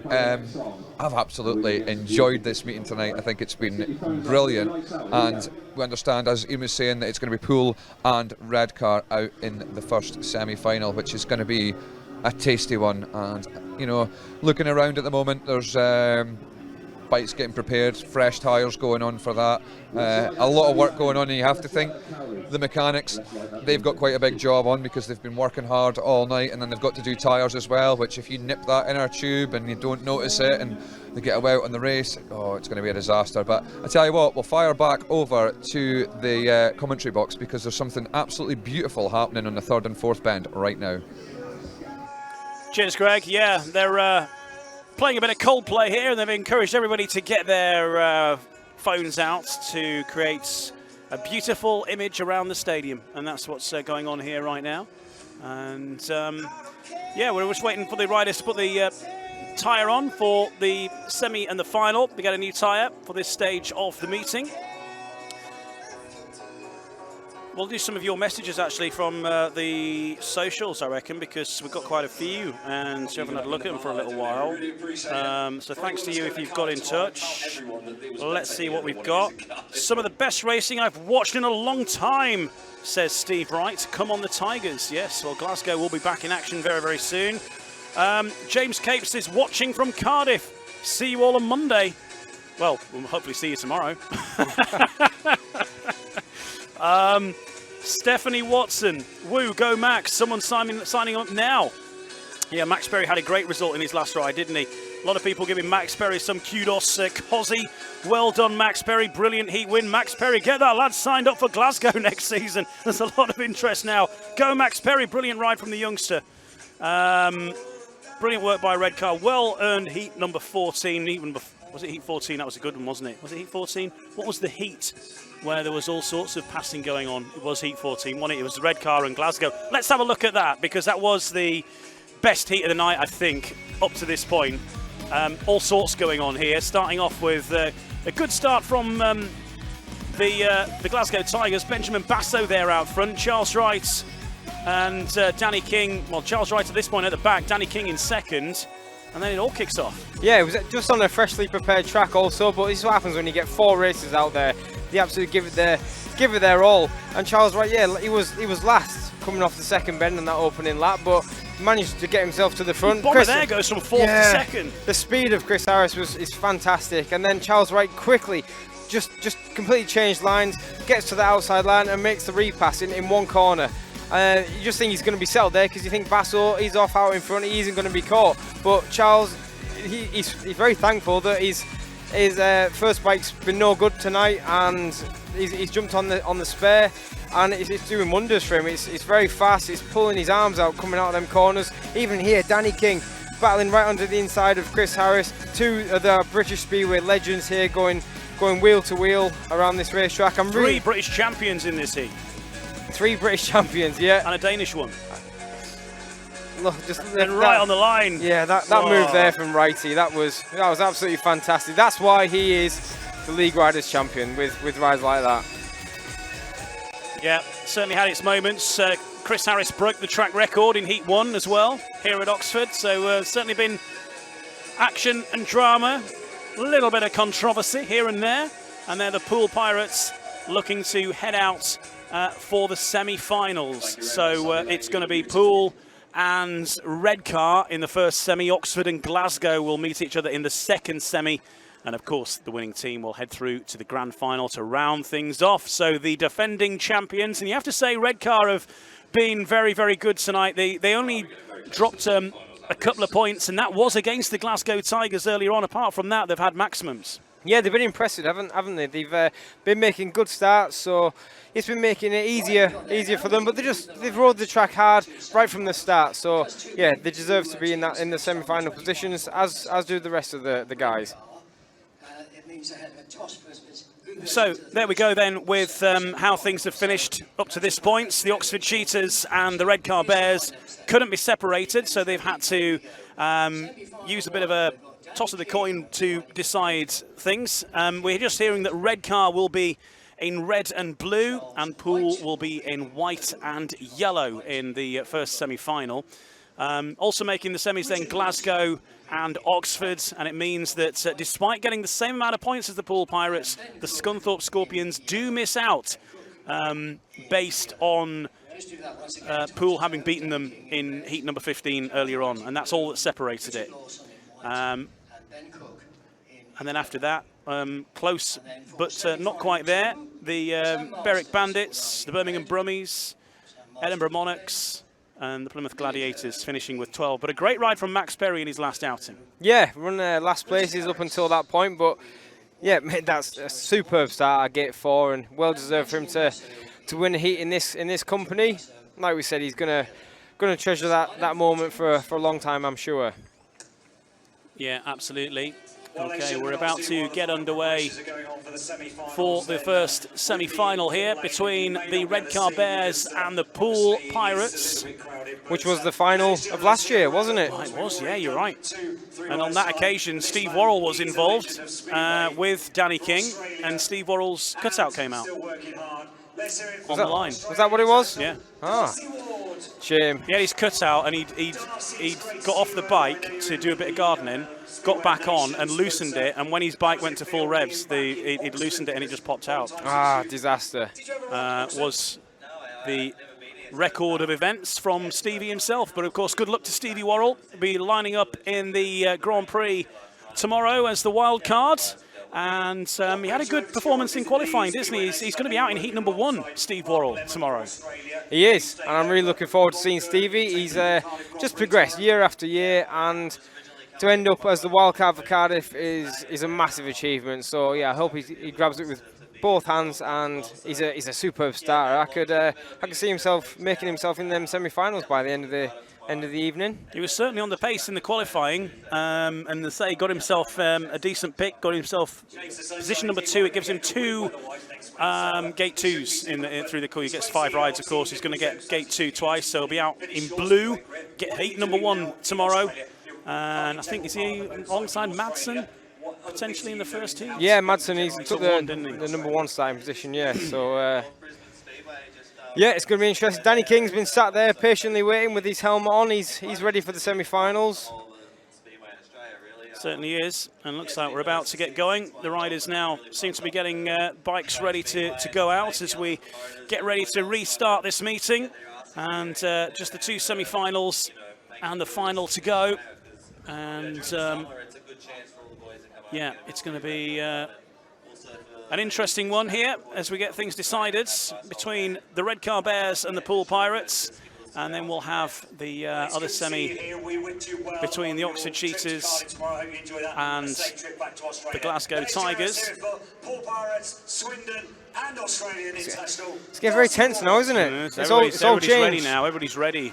It's all gone from no one wanting to go out to, yeah, this is all boiling down to 3 heats of pure racing excitement to decide a winner. This is. What do you reckon at this stage then? You called the Pool Pirates from the start. Are you sticking with that?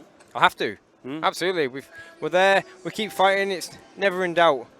So yeah, semi-finals all to play for. Up against a strong Redcar duo, but like we say, Speedway, anything can happen. Freshly prepared track makes the start, and yeah, it's going to be an interesting 4 laps. I said Glasgow, Redcar or Oxford, so between it, we've got it all covered. Ideal. Yeah. Yeah. Win-win. Win-win. But yeah, the riders now are starting to really gain confidence in the track, in their machinery. So yeah, it's going to be a battle on for sure. At this stage, all the riders, all they can think of is getting through to that final. Then it's a different set of feelings and emotions going into it. But yeah, we're going to start off with the semi-final. That man there, Danny King, has been making some fantastic starts tonight. That spare bike has worked wonders for him, so he'll be looking to make another good one there. The rider next to him, Ben Cook, with the yellow helmet colour on. He's been very fast tonight when he's managed to hit the front, and this man on the outside, Charlie Wright, League Riders champion, does not know when he's beaten, and can work wonders and do miracle things around this racetrack by coming from the back and passing fast guys in front of him. So this is going to be a very, very tasty semi-final number 1. Certainly is. This is where it all comes down to, and these are the sides that you want to see going up against each other, the very best taking each other on here in the Championship Pairs Tournament. And what have you spotted there, Adam? Lots of gardening to be doing there. The ruts on the start line, they're very deep. Jamie Courtney told me prior to the meeting that the start line is very, very soft, and that's why there's such deep ruts on this start line. I've been to this track when there's no ruts to be found on the start line, so yeah, there's very deep ruts there, and a lot of gardening, a lot of work to be done to try and get yourself the compacted dirt from what you can pack down with your steel shoe to make the best possible starting place for your bike to go from. And riders are settled now, they're happy with what they've done, and yeah, the start marshal's trying to call them into line. Yeah, they've gone off different gates and different helmet colours, I think, in this than what we're expecting. So we won't bring in the graphics up because that makes it more confusing. But I can tell you gate number 1 in white will be Richard Lawson for the Pool Pirates. Danny King is in red from gate number 2. In yellow is Ben Cook for the Pirates off gate 3. And off the outside in blue is Charles Wright. The first semi-final. It's Redcar versus the Pool Pirates. An early advantage here with Richard Lawson. But coming round the outside is Charles Wright. Danny King in there as well now, hunting down Richard Lawson. Ben Cook finds himself at the back. Remember, it's not about who finishes first, it's who gets the most points. And at the moment, that's the Redcar Bears. A close battle here going on between well, Danny King and Richard Lawson. Danny King sits back and allows Ben Cook to come into the challenging position. Yeah, another couple of laps to go in this race. Well, how's it going to go? Well, the lead is with Charles Wright. He's pulling away. Here comes Danny King now, up the inside of Richard Lawson here. The two former teammates of the Pool Pirates now going head-to-head on opposite sides of the pits. At the moment, it stands for the Redcar Bears to be heading to the final. Ben Cook, though, still buzzing around at the back. Danny King up the inside of Richard Lawson once again. Charles Wright is gone out front. It's a race for second place. The Redcar Bears are looking like they're home and hosed and heading to the final of the championship pairs to retain their title, and they do it with maximum points in the semi-final. That was a fantastic race there. Richard Lawson battled well and hard for his pool team, but Danny King, he's got his bike set up perfectly around that inside line, plugged away for the whole 4 laps and got himself into that second position. Maximum 7 points there from Redcar in that first semi-final, sees them through to the final. Certainly does, and there's the confirmation of the result, a 7-2 to the Redcar Bears. And Charles Wright and Danny King with the win, battling away with Richard Lawson. Ben Cook never really got into it, and it's Redcar who will defend their title in the final against Oxford or Glasgow, who we'll see in action in just a moment. Oh, the Bears strong, and that's the end of the Pirates' night. Yeah, end of the Pirates' night, and yeah, they go home empty-handed, but all still to play for here for the Redcar boys. Charles Wright, yeah, just sends it really wide in that first turn, creates a load of speed out of his bike, and then we just know he's only going to be going around the outside. That's why he's managed to make all these passing manoeuvres from tonight, and he's already looking there, having a look over his left shoulder to see where Danny King's about. At this moment in time, they're in that position where they're going to be getting through to the final. At this point, yeah, I thought Ben Cook might have managed to get up the inside of Danny King, but Danny kept plugging around the inside and in turn managed to pass Richard Lawson as well. So fantastic from the Redcar boys. But moving on to semi-final number 2, this is going to be another cracker.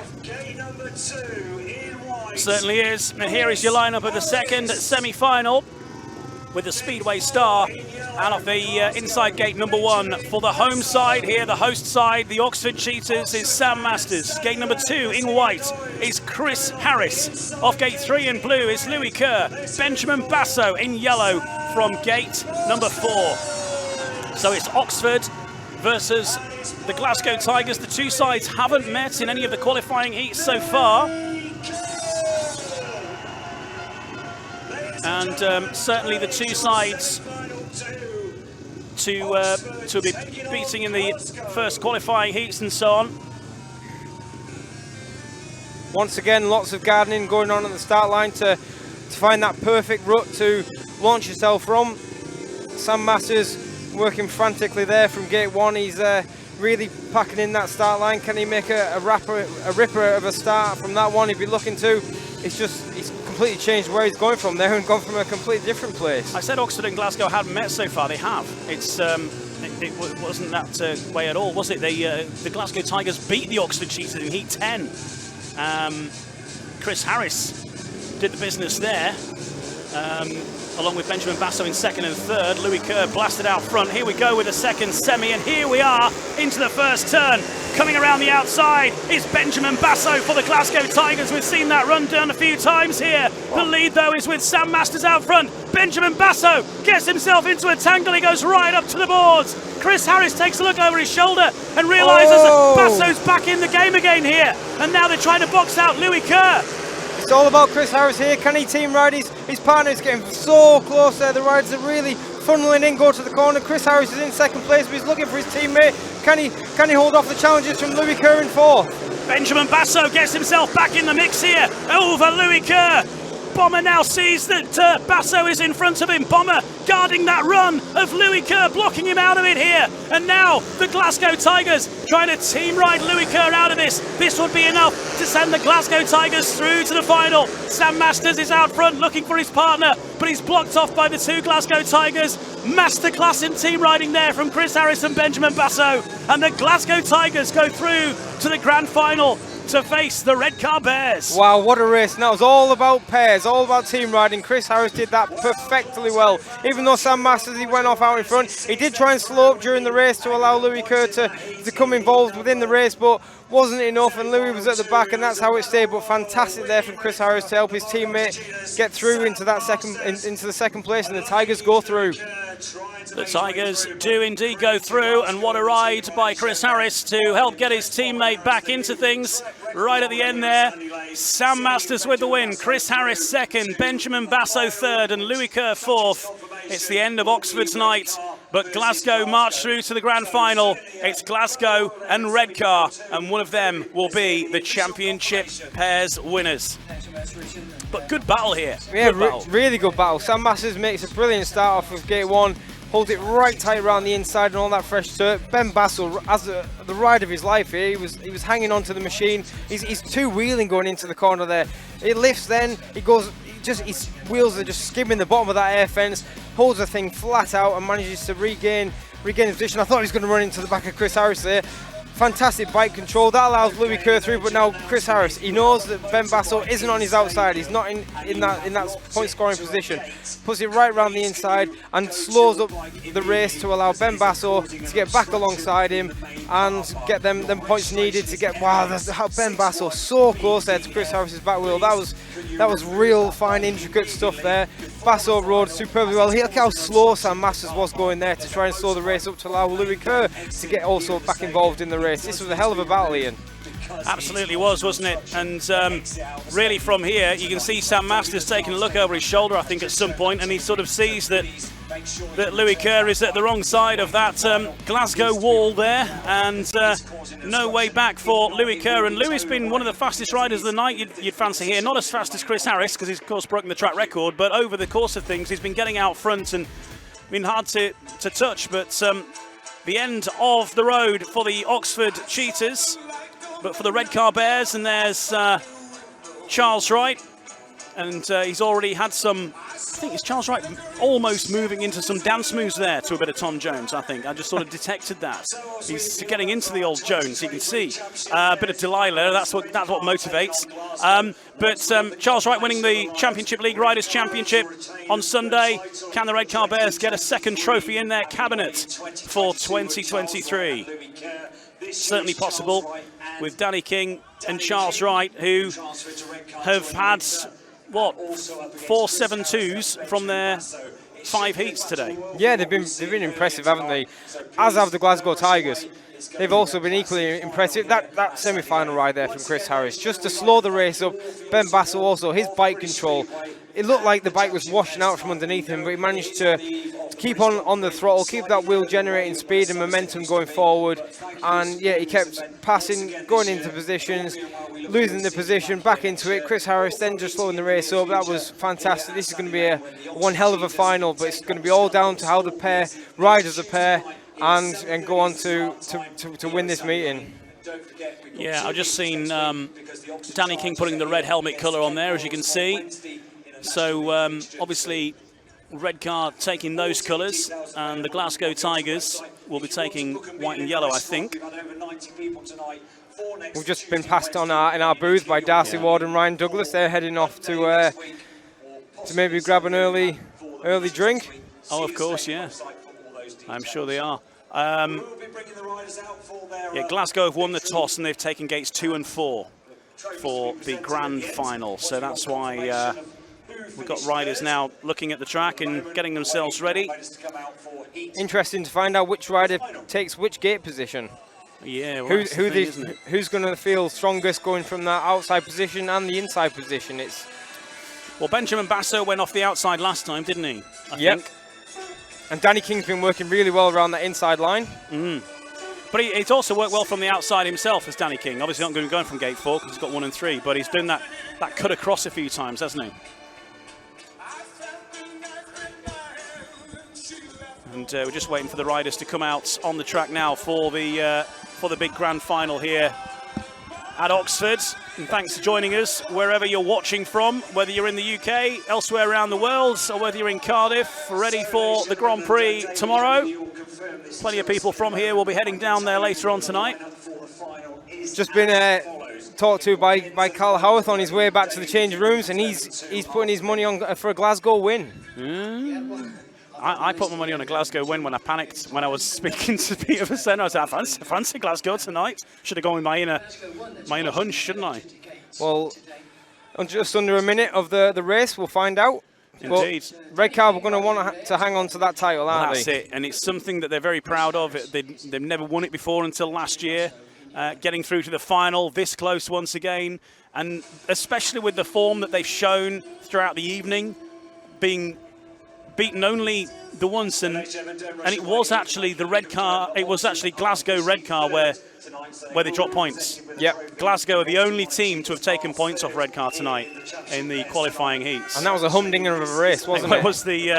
It was the best race of the night, and so it's great to see the two going head-to-head once again. It was the race that we replayed earlier. Heat 14 was an absolute belter between Redcar and Glasgow, and they're doing it all. We said at the time, this could be the final, and so it has turned out to be. So Redcar and Glasgow getting ready to go and do it all over again. And battle this time, though, for silverware. This is what it's all about. Who will be getting their name on the trophy for 2023? Will it be Danny King and Charles Wright of the Redcar Bears retaining their title from last year? Or will it be the Glasgow Tigers through Chris Harris and Benjamin Basso? I think both of these sides were fancied to do well here this evening, but as we've seen, that doesn't necessarily work out that way. The Pool Pirates have exited at the semi-final stage. We lost the Scunthorpe Scorpions before the semi-finals. Beric, Edinburgh, Birmingham and Plymouth all went out. And it all boils down after 20 heats of racing. The grand final is upon us. And the next 4 laps is when it's going to be all sorted between the Redcar Bears and the Glasgow Tigers. And Glasgow, of course, been searching silverware for quite a long time in the modern era of the club, and so winning something here will certainly give them a major boost heading in towards the playoffs in the Cab Direct Championship. Riders down at the tapes then, pick your winner. It's the final between the Redcar Bears and the Glasgow Tigers, and here is the lineup. Gate number 1 in red for the Redcar Bears is Danny King. Gate number 2 in white, Chris Harris for the Glasgow Tigers. Charles Wright in blue from gate 3, and Benjamin Basso in yellow of gate 4. Once again, we have 3 British champions here. And what, 5 championships between them? Something like that. Bomber's got 3, hasn't he? And Danny's just got the 1. So Danny's got 1. And Charles got 1. Yeah, so 5. Yeah. Good maths. There you go. I can add up to 5. That's more than us riders can do. We can only count to 4. Pretty much what our GCSEs say as well. Here we go then with the final. Pick your winner here. Redcar to retain it. Glasgow to get some silverware in that cabinet that they've been searching for such a long time. Of course, the league title's the one they've really got their eye on, but certainly the championship pairs here tonight won't go amiss. And importantly, there's been no track grade either, so how the race was from the semi-finals, the tracks have just been left alone, so there's plenty of racing options for the riders to use out on track. Yeah, absolutely, and quite a few ruts now at the start line, as you can see. The riders choosing theirs carefully to give them the best launch into the first turn. Here we go, the grand final of the 2023 championship pairs. The tapes rise into that bend. First is Benjamin Basso, but up the inside comes Danny King for the Redcar Bears. Here comes Bomber up the inside of Charles Wright. Charles Wright holding Bomber off once again, going round the boards, and here comes Charles Wright steaming through into second. Currently, it's the Redcar Bears. It's the Redcar Bears. Watch the Bomber here. He's going to come around the outside. He passes Danny King, goes into that 3rd place. Charles Wright, can he do a repeat of heat number 14 and get the better of Ben Basso? But can Danny King do anything about getting past Chris Harris at the back here? You cannot finish last if you're winning the title in this heat. We've got a lap and a half to go. The lead is with Benjamin Basso of the Glasgow Tigers. The Glasgow Tigers currently in the box seat for the title here into the final lap. Basso has the lead. Charles Wright second. Third is Chris Harris. Chasing him down is Danny King. Round the final bend. Down to the line. It's going to be glory for the Glasgow Tigers in the grand final. And the Glasgow Tigers are the 2023 Championship pairs champions through Chris Harris and Benjamin Basso. Silverware heading to Ashfield. Absolute delight there for the Glasgow boys. They head straight over to their fans. They're on turns 3 and 4, and a fantastic race there for them. And Chris Harris dead and buried there, but managed to get past everyone. And yeah, what a race, what a final. Yeah, and great sportsmanship there as well, of course. And look, you can see what that means to Chris Harris and Benjamin Basso. They've nailed it and won the title here at Oxford for the Championship Pairs Championship. And there's probably going to be some wheelies now, I imagine. Here comes Benjamin Basso down the main home straight. And they're going to be passing on the streets of Ashfield tonight. They certainly are. Ben Basso been absolutely fantastic tonight. His trademark one-handed wheelie, yeah, well deserved for the Glasgow Tigers tonight. Bitterly disappointment for the Redcar boys. Did so well throughout the whole of the meeting. Just fell short right at the end. So there's the results of our final, the 21st heat this evening at Oxford. Benjamin Basso with the win. Charles Wright got himself into second. Danny King had himself into third for a period of time. But then Chris Harris nailed it and brought home the title for the Glasgow Tigers, who are having a burn-up on the centre green at the moment there. Benjamin Basso showboating, and there'll be some celebrations now on the track and on the centre green, I'm sure. And a big turnout here from Glasgow. Wheelie. Oh, there's another wheelie. Like, cram all the wheelies in. Can he go around the bend, though, like Doyley did the other week? That was pretty incredible. Not quite that elite. Yet. Here we go. Let's look at the final once again here. There's lots happening in it. Danny King makes a good start up the inside there, and Danny King out in the lead at this point, but here comes Benjamin Basso. Good battle between Bomber and Charles Wright. It certainly was. At this point here, it's the Redcar boys that are in the advantageous position, and they're in the second and third. Basso, he's got himself past Danny King and Charlie Wright, and he's off out in front, and that's exactly where he stays. But this move here from Chris Harris, he sends it really wide in that first and second turn, and yeah, goes past Danny King down the back straight and then holds the position. It's very hard to do that. Once you've gone into a corner with so much momentum and speed, it's very easy to overshoot the corner, but the experience of Chris Harris keeps it really tight, and it's all about Danny King. What can he do then to try and repay the favour of passing him back, but it wasn't to be. Charlie Wright also tries to get the better of Basso, but Basso was wise to his move. He knew from the previous race that he's going to come in from the outside, so rides as wide as he can ride his motorbike, covers all the areas, stops the runs from the outside from Charlie Wright, who does give it his absolutely everything, but wasn't able to make the pass. And it's Glasgow who result with a heat advantage, and they are the champions. The Glasgow Tigers then nail it on the night, and they've got silverware heading to Glasgow, and first time I'm not sure if it's the first time they've ever won this, but certainly for a long time. And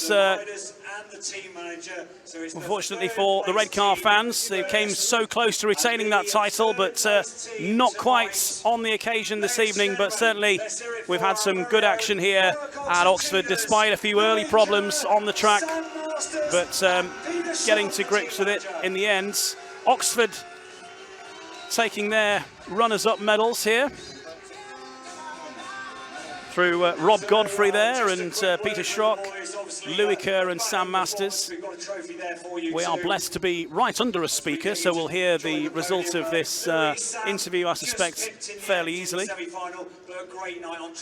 Great spectacle for the championship pairs. At one point you thought they could have won it, yes, don't you? The way that they were riding, but yeah, Louis Kerr, he dropped his head as he was crossing the line. He realised that it was over for their ambitions for the meeting for this year.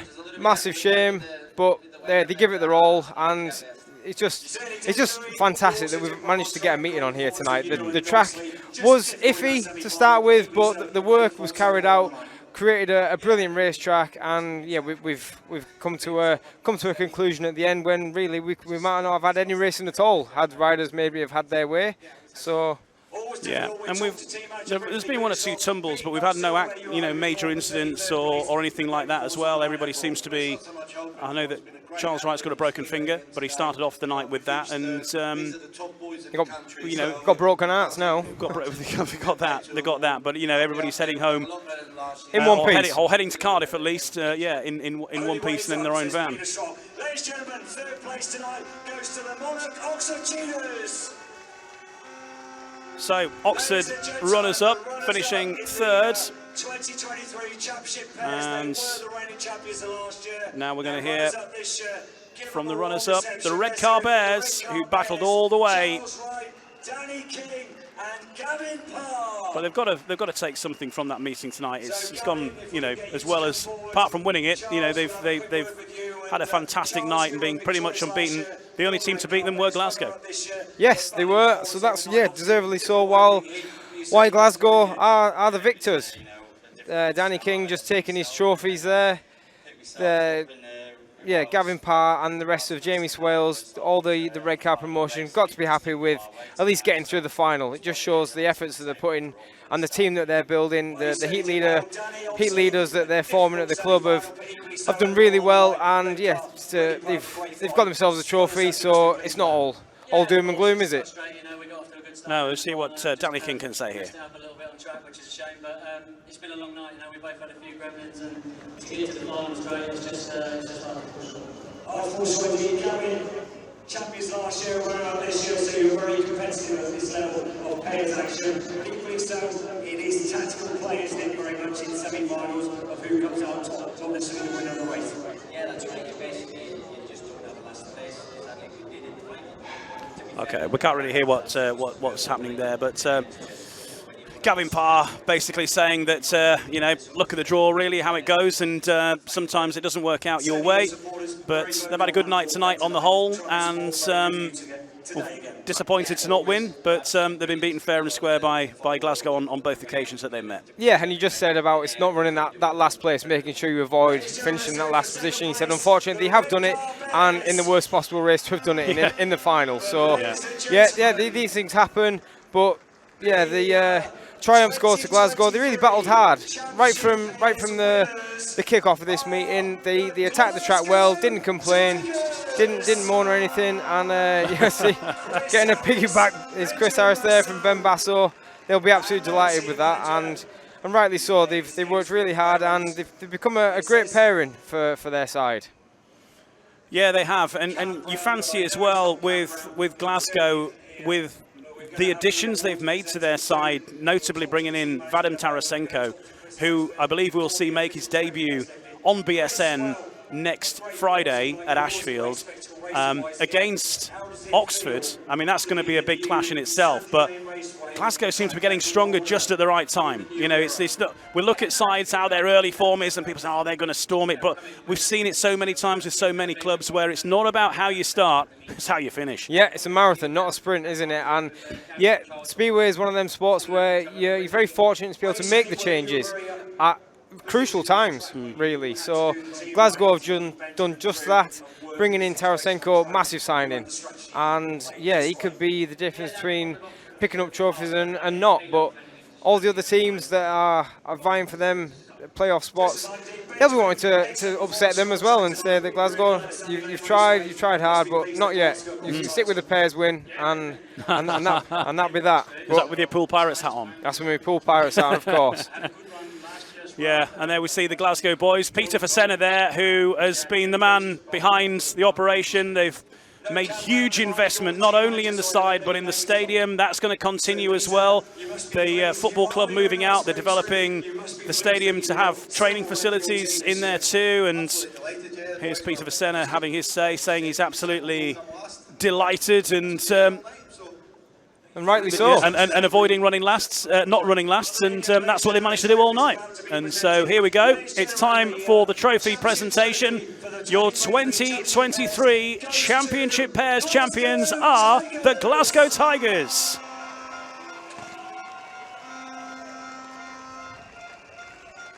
And there we go. The celebration glitter has been expelled and the trophy held aloft. And there we go, your pictures for the Speedway Star with Chris Harris, Benjamin Basso and Peter Fasena on the podium there. And silverware is heading to Glasgow. Can they follow it up with more silverware later in the year? Well, it's still to be decided. We'll bring you some interviews in just a moment. They're having some more photographs and stuff out there, of course, while they're there on the podium. But as soon as they return back into the pits, we'll grab one for you. There's sponsor Grant Henderson. Ah, Grant Henderson himself. There you go. There we he talk is. about him a lot. Big sponsor of our heat and coverage. Yeah, absolutely. And they're just having the photos and everything taken there. Of course, next for you, it may be a trip over to Cardiff for the Grand Prix, or you'll be watching it somewhere this weekend. For us, we'll be heading over to Peterborough on Monday, Plymouth on Tuesday, Chilling on Wednesday, Thursday, Peterborough, Friday, Glasgow, Chilling on Saturday and Sunday in the most low-budget Speedway version of a Craig David song you've ever heard in your life. Got to say thanks for that, Craig. And then Sheffield and Ipswich home and away next week, the week after, in the final of the Premiership Knockout Cup. As we can see, Benjamin Basso and Chris Harris, they've moved quickly all night. Now they're running with their legs. Over to the Glasgow fans who are gathered on that third turn and have been, whoa, that's athletic from Bomber. Look at him go. Vaulting the air fence. God, they're absolutely delighted, aren't they? And so is every single one of their fans. That's fantastic. Basso rode his absolute socks off tonight, and yeah, they've managed to come away with the trophy. Great performances from the Glasgow boys. And it was a tough meeting. Basso there giving high fives to everyone. That silverware has been a long time coming for Glasgow, you have to say. Yeah, and it's fantastic that they've managed to pick this up. It was a tough field tonight. It was tough track, but yeah, they dug in, and especially when you got a rider like Bomber in the team, he can certainly make the difference between whether you do pick up trophies or whether you don't. His ride, where he shepherded Basso in that semi-final to get them through to the final, was worthy of winning the title alone. That was absolutely superb from Chris Harris. Yeah, Glasgow have been involved in the best heats of the night, you have to say, throughout, particularly that Heat 14 with Redcar the first time the two sides met. And then, of course, in the final, nailing it. They'll be celebrating that one long into the night if they are heading over to Cardiff after this. I think there's a big coach load of them. There'll be a very happy bus over to Wales, won't it? I suspect a few drinks may be consumed on the way. One or two. One or two. Well, they are Scottish, aren't they? Oh, Adam, you can't say that. I can, yeah. They enjoy a drink in that region of the world. Yeah. Okay. Well, you can say it. I'm Northern, aren't I? And I know that it only gets more and more acceptable to drink as you go further up. Is that right? Okay. Yeah. Southern softies they call them, don't they? And then it just gets harder as we get northern. So. Okay. Well, a good geography and historic lesson there to round off tonight's coverage. So, somebody who is from slightly further north than myself and you is Greg Blair. We'll say goodbye and catch you on the next one, and we'll finish off heading over to the BSM booth. Greg Blair is with the victorious Glasgow Tigers of Chris Harris and Benjamin Basso. Good evening. Good night. Yeah, here I am with the victorious Glasgow Tigers, and they've made it very entertaining tonight. Ben, what a cracking night you have had. You've had to do some fantastic racing. Oh, we've got this one in here as well. Chuffed to bits must be the word. Yeah, definitely. You know, as I explained on the track, I felt like I did pretty good last year, but didn't really come through. So yeah, it was nice to have Bomber by my side today and to help me out when it was needed, especially in that semi-final. Yeah, and it was a great semi-final. I mean, it looked like you were having a bit of a hard time with the bike. You were getting close to Chris at points. It was just kind of going all over the place as we see it here. Yeah. It was, I would call it sketchy. Yeah. Yeah, me too, mate, honestly. You know, we just shortened the bike up a little bit. Whoa! Yeah, you know, so we just tried to make some changes on the bikes and, you know, just to control over me. You know, you look at me, chasing back wheels. So, yeah, you can see Chris looking out for me all the time. And he's yeah, probably it was just thinking, nice what again. you doing? Whoa, chasing back. Don't look. Yeah, it was very entertaining. Oh, my God, yeah. And, looking like this. And you know when you've had a bit of a race when Chris Harris is shaking his head at it, but you levelled it out here, and that was you getting yourself away through to the final, and fantastic performance. Yeah, it was. And Chris, I'll pass it over. I done a quick little bit of research. I think this is the final coming up right now. Watch here now. Like a gate and a half, didn't I? It was a brilliant gate, wasn't it? It was a proper Chris Bromahars gate. Now, You told me to miss it. Well, yeah, well, and it worked. Benjamin coming out, and he just does the job. He gets out in front and leaves it to yourself to do all the work. What's going through your mind just now?